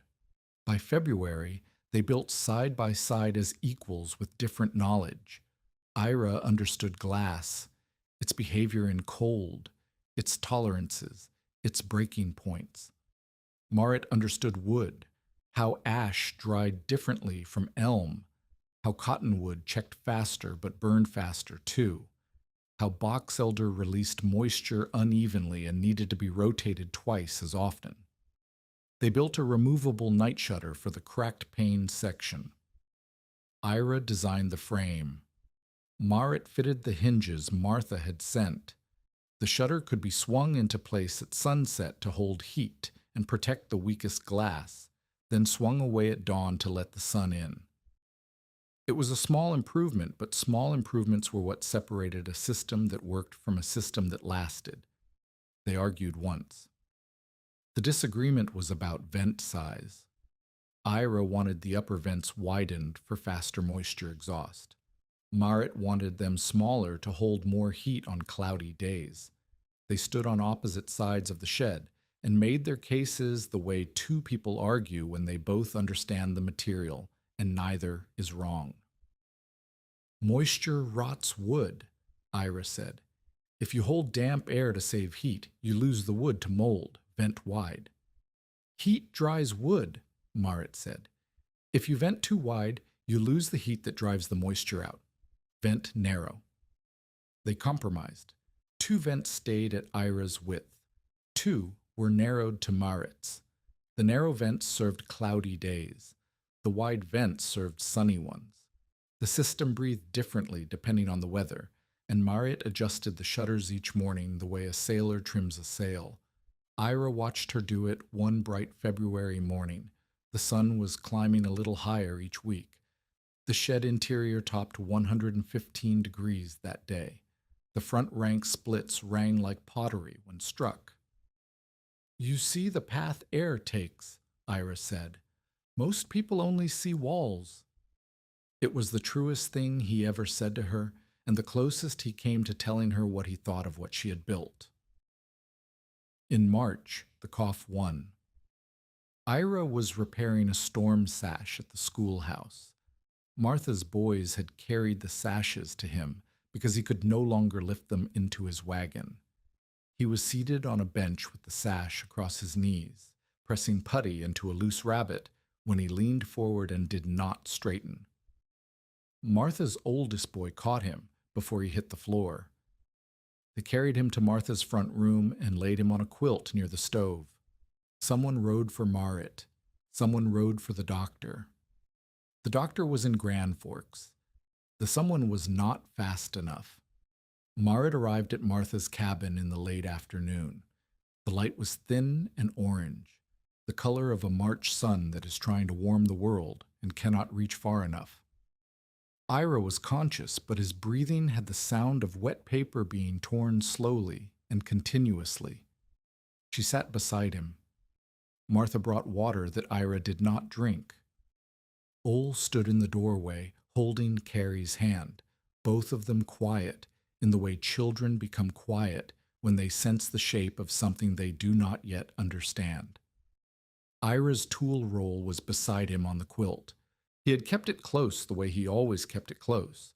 The canvas wrap with the glazing knife and the scoring tool and the bent awl and the putty knife, each one in its pocket, each one dark at the handle from years of the same hand. He opened the roll.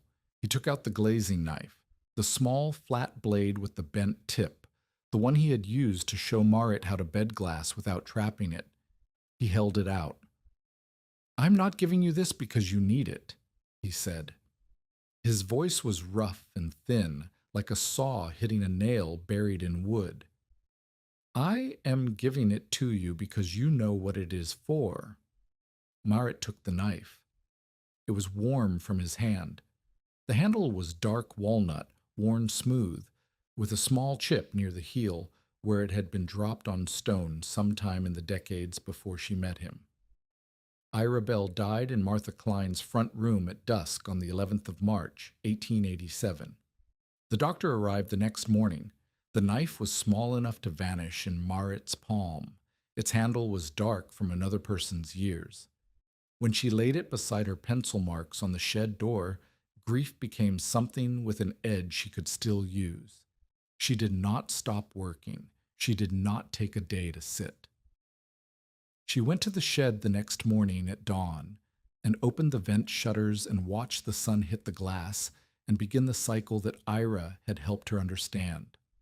Light through glass, glass to dark wall to heat, heat to wood, wood releasing moisture, moisture rising through the channels Ira had taught her to leave, exiting through the vents Ira had taught her to size, leaving behind dry wood that rang when struck. The system did not need Ira to run. That was the point. It needed the sun and the glass and the dark wall and the air, and all of those things were still there after the man who explained them was not. The secondary crisis came in late March, the way crises come on the northern plains, not from winter itself, but from winter leaving. A late, wet snow fell on the 26th, heavy and dense, the kind that bends fence posts and collapses shed roofs. Behind the snow came a rapid thaw. Temperatures climbed to 40 degrees in one afternoon. The coulee flooded. Water that had been ice since November became a running brown torrent that overflowed its banks and spread across the low ground where the schoolhouse stood. 3 families with children had sheltered at the schoolhouse during the snow. They could not leave because the road was underwater. Their firewood, stacked outside against the west wall, was soaked. Green wood that had never dried was now green wood sitting in meltwater.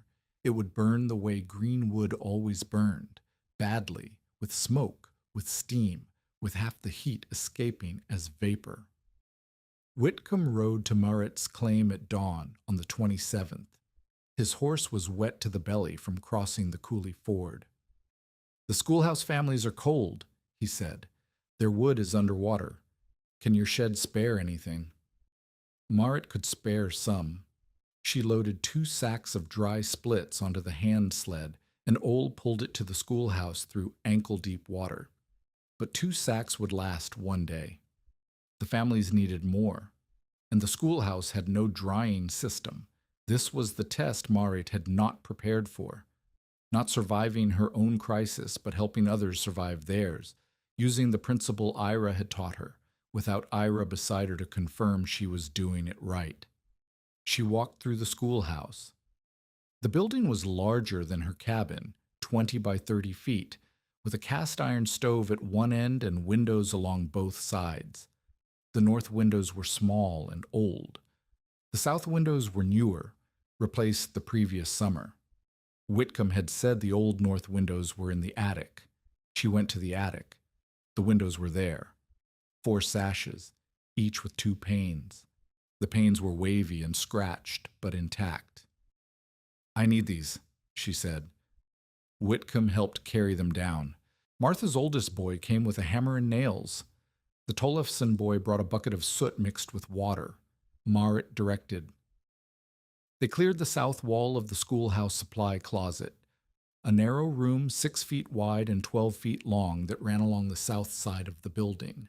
They nailed the salvaged sashes into the window opening that faced south, overlapping them the way Ira had taught, like shingles, each sash lapping the one below so meltwater ran down instead of pooling. They blackened the back wall with the soot mixture.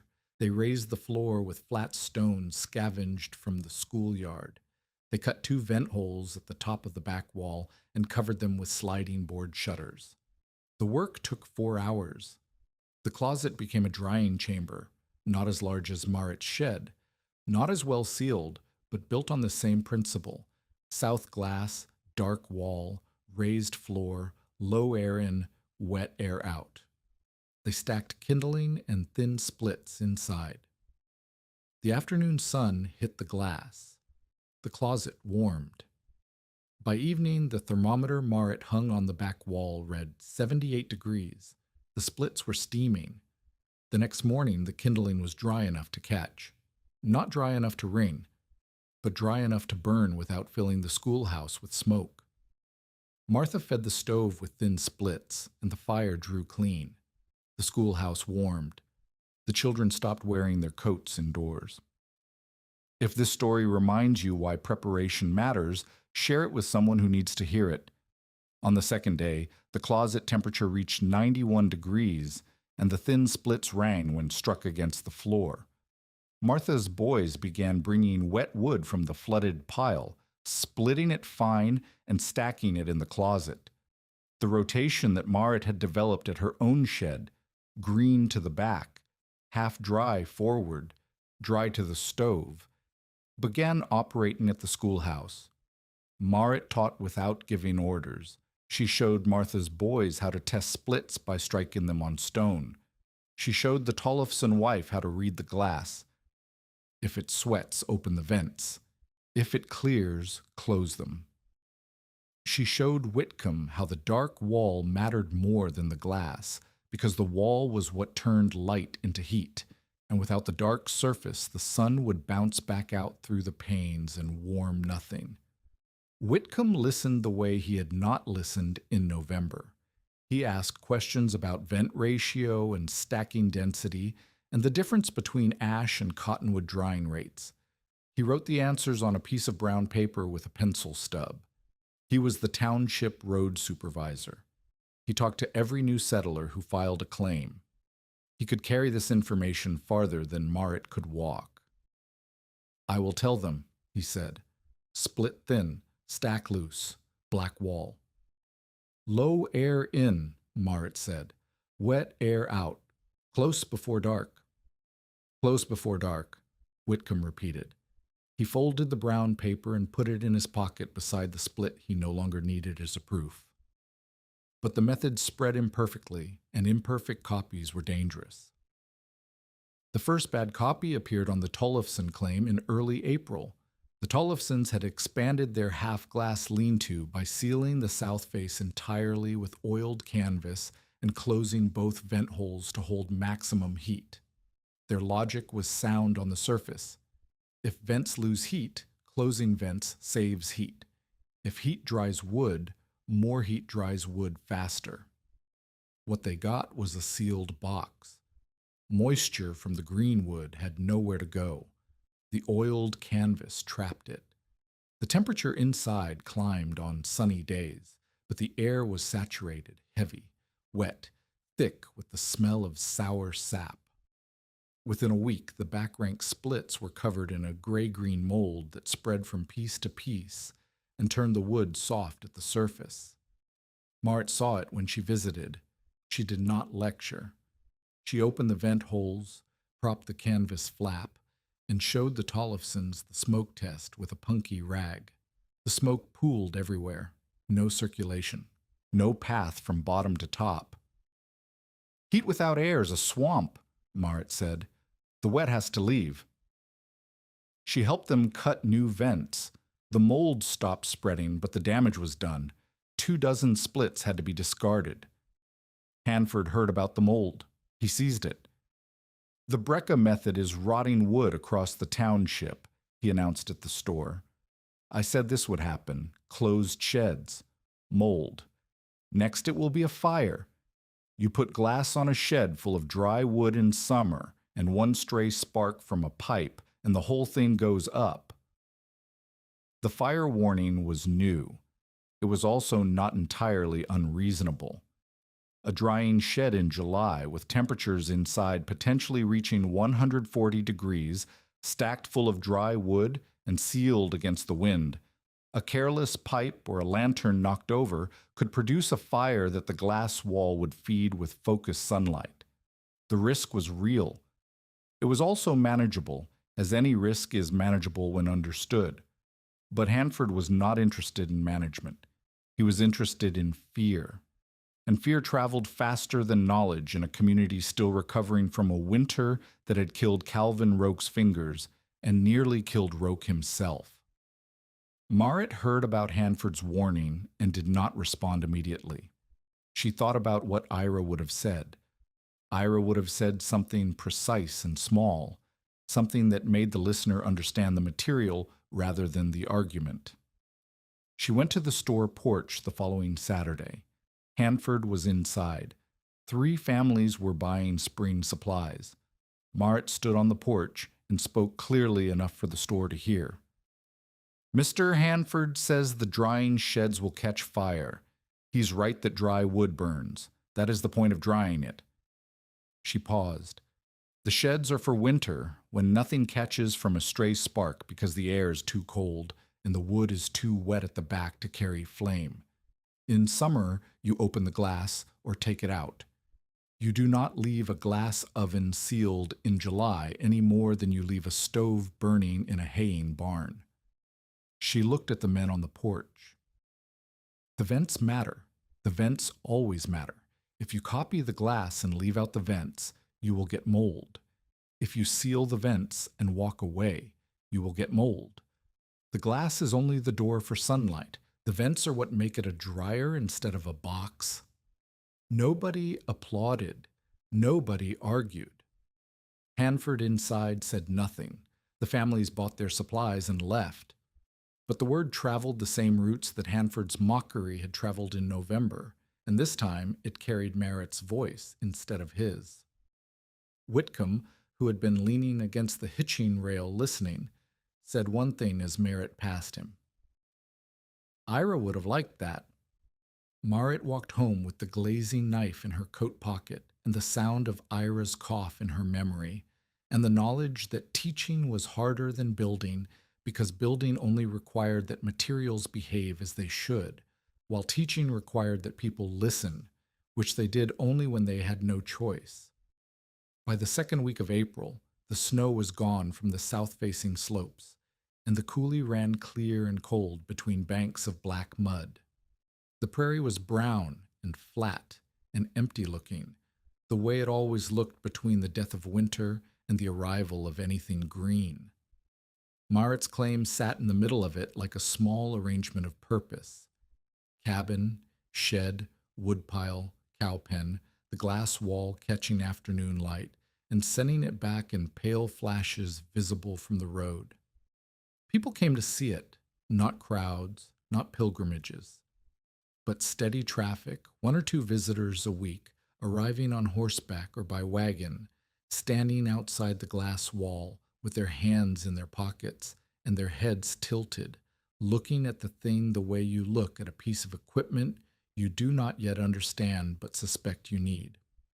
They came because the winter had taught them something they could not unlearn.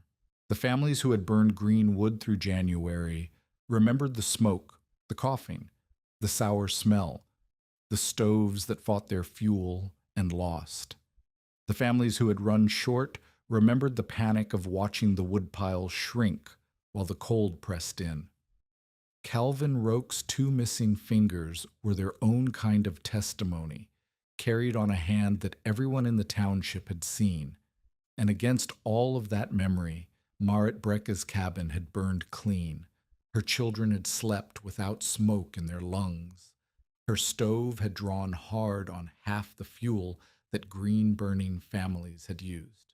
Her shed had produced dry wood from green timber in days instead of months. The math was visible, measurable, and impossible to argue with, no matter how many times Hanford tried. The visitors asked the same questions. Marit gave the same answers. She walked them through the shed. She showed them the blackened north wall and explained why dark surfaces mattered. She showed them the vent shutters and explained the smoke test. She pulled splits from the front rank and struck them together so the visitors could hear the ring. She pulled splits from the back rank and struck those too so they could hear the difference. The dull, heavy thud of green wood versus the sharp, hollow crack of dry. She never charged for the information. She never turned anyone away. She answered every question with the same patience she had learned from watching Ira answer hers, not lecturing, not simplifying, but explaining the material as if the listener were capable of understanding it, which they were. The rule on the shed door remained: split thin, stack loose, black wall, low air in, wet air out, close before dark. People copied the words onto scraps of paper and took them home. Martha's boys memorized them and recited them to new arrivals the way school children recite multiplication tables by rote, with an accuracy that survived even when understanding lagged behind. Hanford's final reckoning came not through a dramatic confrontation, but through the quiet humiliation of needing what he had mocked. The following October, 1887, nearly a year after Marit had arrived at the claim, Hanford's store roof leaked during a 3-day rain. Water came through the cedar shakes in half a dozen places and soaked the stock on the upper shelves, bolts of cotton, sacks of flour, boxes of cartridges. It also soaked his personal fuel supply, 2 cords of split oak stacked against the back wall of the storeroom, under what he had believed was a sound roof. Hanford discovered the damage on a Monday morning. The oak was dark with water. The bark was slick. The end grain wept when he pressed it. He had 2 cords of firewood that were as useless as the green cottonwood he had laughed about a year before. He could buy dry wood from other families, but dry wood in October was worth more than dry wood in summer, and Hanford was not a man who enjoyed paying premium prices for things he should have had for free. He could wait for wind and time to dry his oak in the open air, but that would take weeks, and the first cold was coming, and Hanford's store needed heat because customers did not linger in cold stores, and customers who did not linger did not buy. He sent his clerk to Marit's claim. The clerk was a young man named Dahl, who had been hired in the spring and who had heard the glass woodbox stories but had never seen the shed. He arrived on a Tuesday afternoon, dismounted, and stood in front of the glass wall for a long time before knocking on the cabin door. Marit answered. "Mr. Hanford asks how to dry split wood fast," Dahl said. He had the expression of a man delivering a message he knew was absurd. Marit looked at the clerk. She looked past him at the glass wall where the afternoon sun was pouring through the panes and heating the dark interior to a temperature that would make the wood inside lighter by morning. "Tell Mr. Hanford he is welcome to come and see for himself," she said. "He would prefer instructions sent." "I am sure he would." She did not send instructions. She did not explain the method through a clerk. She had been mocked publicly, and she would be acknowledged publicly. This was not vanity. It was the understanding that knowledge given in secret remains a secret, and secrets can be denied. Knowledge given on a store porch in front of witnesses becomes fact. Hanford did not come to the claim. Marit did not go to the store. For 3 days neither moved. Hanford burned his diminishing dry reserves. Marit tended her shed. On Friday, Hanford walked to Marit's claim. He did not ride. He walked. Whether this was penance or practicality, his horse had thrown a shoe. Marit never asked, and Hanford never said. He stood in front of the glass wall. He looked at it for a long time. The wavy panes caught the October sun, which was higher and stronger than the winter sun had been. The interior glowed. Steam wisped from the upper vents. Marit came out of the cabin and stood beside him. She did not speak first. She had learned, over the course of a year, that silence was a more powerful tool than argument when dealing with a man who had spent that year filling silence with mockery. "I need to dry 2 cords of oak," Hanford said. "Fast." "How wet?" "Soaked. 3-day rain." "Split it thin, quarter rounds. Stack it loose with air channels. Do you have a south-facing wall on any outbuilding?" "The feed shed." "Clear the south face. Hang glass or oiled canvas. Black the back wall with soot and linseed. Cut vents high on the back, 4 inches by 6. Cut intakes low on the sides. 2 by 4. Open the vents on sunny days. Close before dark. Rotate the dry wood forward. New wet wood to the rear." Hanford listened. His face carried the expression of a man swallowing something that tasted exactly the way he had always feared it would. "And if I do not have glass?" "Then use oiled canvas tight over a frame. It is slower. 20 degrees less inside. But it works." Hanford nodded once. He turned to leave. "Mr. Hanford." He stopped. "The glass is only the door for sunlight," Marit said. "The real work is split faces, spacing, dark absorption, and vented wet air. You do not need my glass. You need to understand what it does."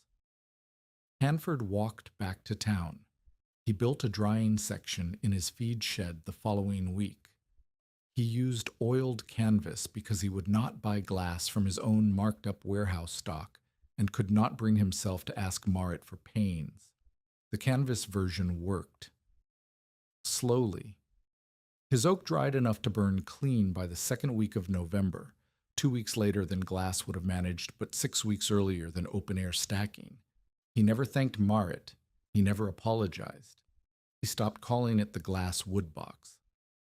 The closest he came to acknowledgement was a sentence delivered to Whitcomb at the store counter one December evening, after his stove had drawn clean on canvas-dried oak for the first time. "Mrs. Brecka knows her vents," he said. Whitcomb, who had waited a year to hear Hanford bend, answered without looking up from the harness buckle he was examining. "Then foolishness burns clean," he said. The blacksmith arrived during the schoolhouse crisis and stayed because of a vent shutter. Niels Aussen was 36, a widower from Hallstad Township, 30 miles east. His wife had died of childbed fever 2 years before, leaving him with a forge, a reputation for clean metalwork, and a silence that people mistook for unfriendliness, but was in fact the particular quiet of a man who had lost the person he talked to. He came to the Minto district during the March flood because Whitcomb had sent word that the schoolhouse needed strap hinges for a drying closet shutter, and the nearest blacksmith was in Grand Forks. Niels arrived with a portable anvil and a coal box and made the hinges in Martha's yard because the schoolhouse yard was underwater. He watched Marit direct the construction of the schoolhouse dryer. He watched her test the vent shutters by feel, sliding them with her fingertips, checking for binding, adjusting the friction with a shim of folded tin. He watched her struggle with a shutter that had warped in the wet, jamming in its track so that it could not be closed at night. He did not offer to fix it. He asked if she wanted it fixed, which was different. "The track is warped," Marit said. "I can plane it, but I do not have a plane narrow enough." Niels examined the track. He took the shutter off, heated the warped section over his coal box, bent it straight with pliers, and rehung it. The shutter slid cleanly. "You could use iron tracks instead of wood," he said. "Flat bar, 1/4 inch. It will not warp in the wet." "Iron costs money." "I have iron." He did not say more. He made the iron tracks that afternoon. 2 flat bars bent at the ends to serve as stops, drilled for nail holes, smooth on the sliding surface. He fitted them without being asked to return. He came back because the work was there and because the woman who had designed the shutters understood how they needed to move, which meant she would know whether his tracks were right. The courtship, if it could be called that, happened through metal and wood. Niels returned in April to shoe Martha's horse and brought a set of iron handles for Marit's vent shutters. He had noticed during the schoolhouse work that she adjusted the shutters barehanded in the cold. The handles were simple, flat grips welded to square plates that bolted over the shutter edges, but they were made by a man who had watched a woman's hands crack and bleed and decided that was a problem he could solve. Marit took the handles. She tested the grip. She opened and closed each shutter. The handles fit her hand the way good tools fit, not too heavy, not too light, shaped for the motion they would repeat. "You measured?" she said. "I watched," he said. He came back in May to repair a hinge on the shed door that had bent during the winter. He brought a bag of cut nails as payment for the use of Marit's forge stones to heat his bar stock. The nails were worth more than the forge stones. Neither mentioned it. In June, he repaired the cracked stove grate that Marit had been nursing since November. He cast a new center bar using the portable anvil and a sand mold he dug in the yard. The work took a full day. He ate supper with the family. Ole showed him the glazing knife and asked if he could make one. Niels said he could, but that the one Marit had was better because it carried the knowledge of the man who had made it, and new steel did not know anything yet. Ole thought about this for a long time and decided it was the most interesting thing an adult had ever said to him. Carrie, who was 7 now and had opinions about everything, told Niels that his horse was too thin and needed more grain. Niels agreed with her solemnly and gave the horse an extra measure that evening. Carrie watched from the cabin door to make sure he did it. The proposal, when it came, was not a proposal in the traditional sense. It was a logistics discussion. In August, Niels told Marit he was thinking of moving his forge closer to the Minto district. The Hallstad township had 3 blacksmiths, and the work was thin. The Minto district had none, and the demand was growing as new claims opened. He could lease land or buy a quarter section if one came available. Marit understood the question underneath the statement. She also understood that Niels was asking it sideways, because asking it directly would have required him to say something about feelings, and Niels Assen had not said anything about feelings since his wife died. "If you move the forge," Marit said, "it should have its own drying wall." Niels looked at her. "For tool handles," she said, "and wagon parts, green wood splits when you drive iron into it. Dry wood holds. You're telling me to build a glass shed for my forge. I'm telling you that if you build a forge near this claim, you should build it right." Niels Assen smiled. It was the first time Marit had seen him smile, and it changed his face the way the sun through the glass changed the shed. The same structure, suddenly warm. "I will build it right," he said. They married in October of 1888 at the Methodist Church in Minto, the same church whose old north windows were now drying firewood in 3 homesteads. The minister used a prayer book. Whitcomb stood as witness. Martha Klein brought a cake. Hanford was not invited, but he sent a keg of nails through his clerk, which was either a peace offering or a final accounting on Pater's old store credit, and Marit accepted it as both. By 1891, the claim had become a place with a name. People did not say the Brecky quarter section or the Assen homestead. They said the glass wall place, and everyone for 20 miles knew what that meant. The property held a proper house now, frame construction, tar-papered and banked, with a real foundation and windows that did not pop in the wind. Niels's forge occupied a lean-to on the west side, open to the south, with an anvil set in a cottonwood stump and a coal box that stayed dry under a shake roof. 3 drying bays stood south of the cabin in a row, one for household fuel, one for neighbors' emergency batches, one for kindling and tool handles. Each bay had the same architecture: south-facing glass, blackened back wall, raised floor, vent shutters with iron handles, but refined through 5 winters of observation. Marit had learned that 2 narrow bays worked better than one wide wall because a broken pane crippled only one section, not the whole shed. She had added a sloped inner drip ledge so that condensation ran into a trough instead of freezing at the sill. She had experimented with staggered stacking, ash in the hotter front ranks because it dried fastest and burned longest, cottonwood higher where the air moved quickest because cottonwood released moisture unevenly and needed the most ventilation, elm only in thin splits because its grain was tight and it resisted drying the way a stubborn man resists advice. The schoolhouse kept a small communal version. Martha's sons, now 17 and 15, built drying bays for pay. They charged by the running foot and supplied their own salvaged glass when they could find it. When they could not, they used oiled canvas and charged less. They were not craftsmen in Ira's sense. They were competent builders who followed the rule on the shed door and produced drying systems that worked. Whitcomb included vented solar wood bays in the advice he gave to every new settler who filed a homestead claim in the district. He did not call them brecca dryers. He called them sunsheds, which was close enough.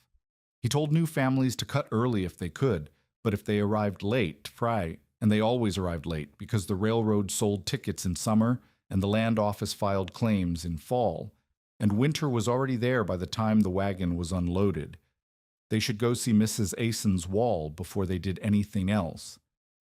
Marit's rule remained free. She never charged for it. She never wrote it down in anything more formal than pencil on a shed door. She taught anyone who came and answered every question and showed the smoke test to so many visitors that the punky rag she used for it had to be replaced monthly. Some families built well.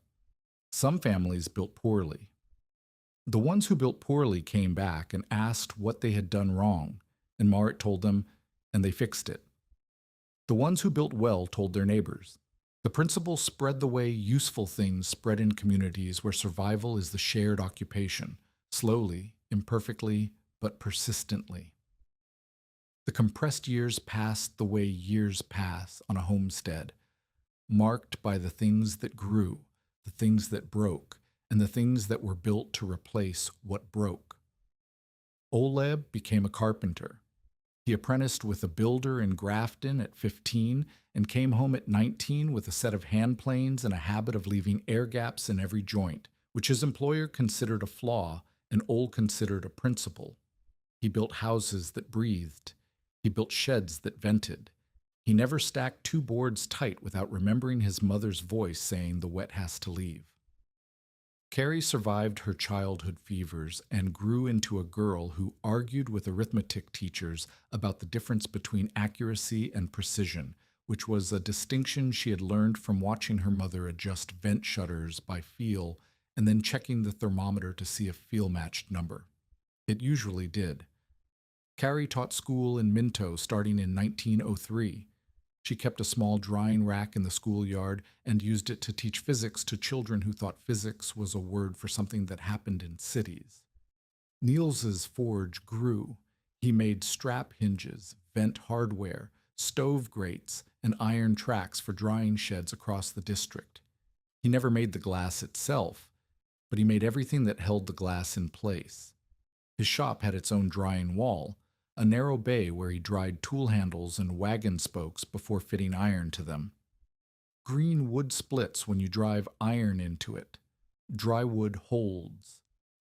He said this to every apprentice who worked at his anvil, and every apprentice remembered it because Niels said very little, and what he said tended to be true.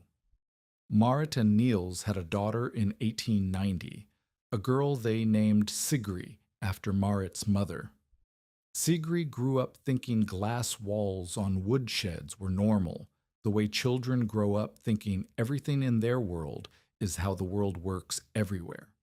She was 12 before she understood that most families dried wood by stacking it in the open air and waiting for summer, and when she learned this, she was offended on behalf of time itself. Coal arrived more regularly by rail in the mid-90s. The Northern Pacific ran through Minto, and the trains brought coal from Montana at prices that dropped each year as the mines expanded. By 1900, most families in the district burned coal for heat. Coal was reliable, easy to store, and did not require a glass wall or a blackened shed or a daily ritual of vent adjustment. Marit kept the glass wall anyway. She kept it because storms still stopped trains, and coal cars still arrived late, and winter still came whether the railroad was ready or not. She kept it because the shed dried more than firewood. It dried kindling for starting coal fires, tool handles for Niels's forge, seed corn that needed to be kept above a certain moisture level to germinate in spring. She kept it because the principle did not stop being true just because a newer fuel arrived by rail, and she kept it because the glass was warm on sunny afternoons, and the blackened north wall held the warmth after sunset the way her father's stone wall had held it in Iowa. And when she put her hand against it, she could feel something that time and distance had not been able to take from her. Ira Bell's glazing knife stayed wrapped in cloth in the top drawer of the bureau Niels built for their bedroom. Marit took it out once a year, in March, on the anniversary of the day Ira died in Martha's front room. She did not use it. She held it in her palm and felt the weight of the handle and the edge of the blade and the knowledge of a man who had seen the path air takes. Then she wrapped it again and put it away. She did not sentimentalize the knife. She did not make it a relic. It was a tool that belonged to a tradesman who had passed it to another tradesman, and its value was in the passing, not the keeping. Marit Breke Assen died on the 23rd of March, 1923, after a late thaw that turned the coulee into a brown river and filled the air with the smell of mud and new grass. She was 69 years old. She died in the house Niels had built on the claim she had nearly lost in her first winter. Niels had died 4 years before, quietly, in his forge, with a half-finished hinge still clamped in the vise. The glass shed still stood behind the house. 3 of the original panes had been replaced over the years, 1 cracked in a hailstorm, 2 broken by a fallen branch during an ice storm in '06. The rest were the same wavy scarred panes Marit had hauled from Hanford's abandoned store on a borrowed sled in November of 1886. They were 37 years old. They still let the sun in. The blackened north wall was still dark, still warm on bright afternoons, still holding afternoon inside it. On the morning Marit died, Sigrid found the glazing knife in the bureau drawer. She did not know who Ira Bell was. Ole told her. He told her about the glass and the putty and the vents and the punky rag smoke test and the night their mother crawled along the shed wall in 40 below wind with a bent awl to free the frozen shutters. He told her about the split that rang. He told her about the split that did not. Sigrid put the knife back in the drawer. Some things belong where they were placed. Within 5 winters, at least 9 families in the township used some version of Marit's drying bay. Not all of them used glass. Not all of them were elegant or efficient or properly vented, but they were built around the same rule: sun in, wet air out, heat guarded, and the wood that came out of them burned cleaner than the wood that did not go in. The schoolhouse kept a small rack of emergency kindling under salvaged panes. New arrivals to the district were told to cut early if they could, but if they could not, they were sent to see Mrs. Assen's wall. Marit lived out her life on the claim she nearly lost in her first winter. She raised 3 children there, kept Ira Bell's glazing knife wrapped in cloth, taught every neighbor who asked, and never let anyone stack split wood tight against the ground again. She died in March of 1923, after a late thaw, with the old glass shed still standing behind the house and the pencil marks still legible on the shed door. 42 below, January of 1887. Wind-packing snow against the cabin walls in drifts that reached the windowsill. a stovepipe that should have choked on green wood, drawing clean in a room full of sleeping children. Pierce Hanford had stood on his store porch and said, "She's building a church window for Firewood." The same panes, wavy and scarred, pouring pale winter sun over rows of split ash. The same shed breathing steam from its upper vents into the killing cold. The same children sleeping without smoke in their lungs. The town had laughed at the wall because they thought glass was fragile. Marit Brecka had learned that winter was what broke first.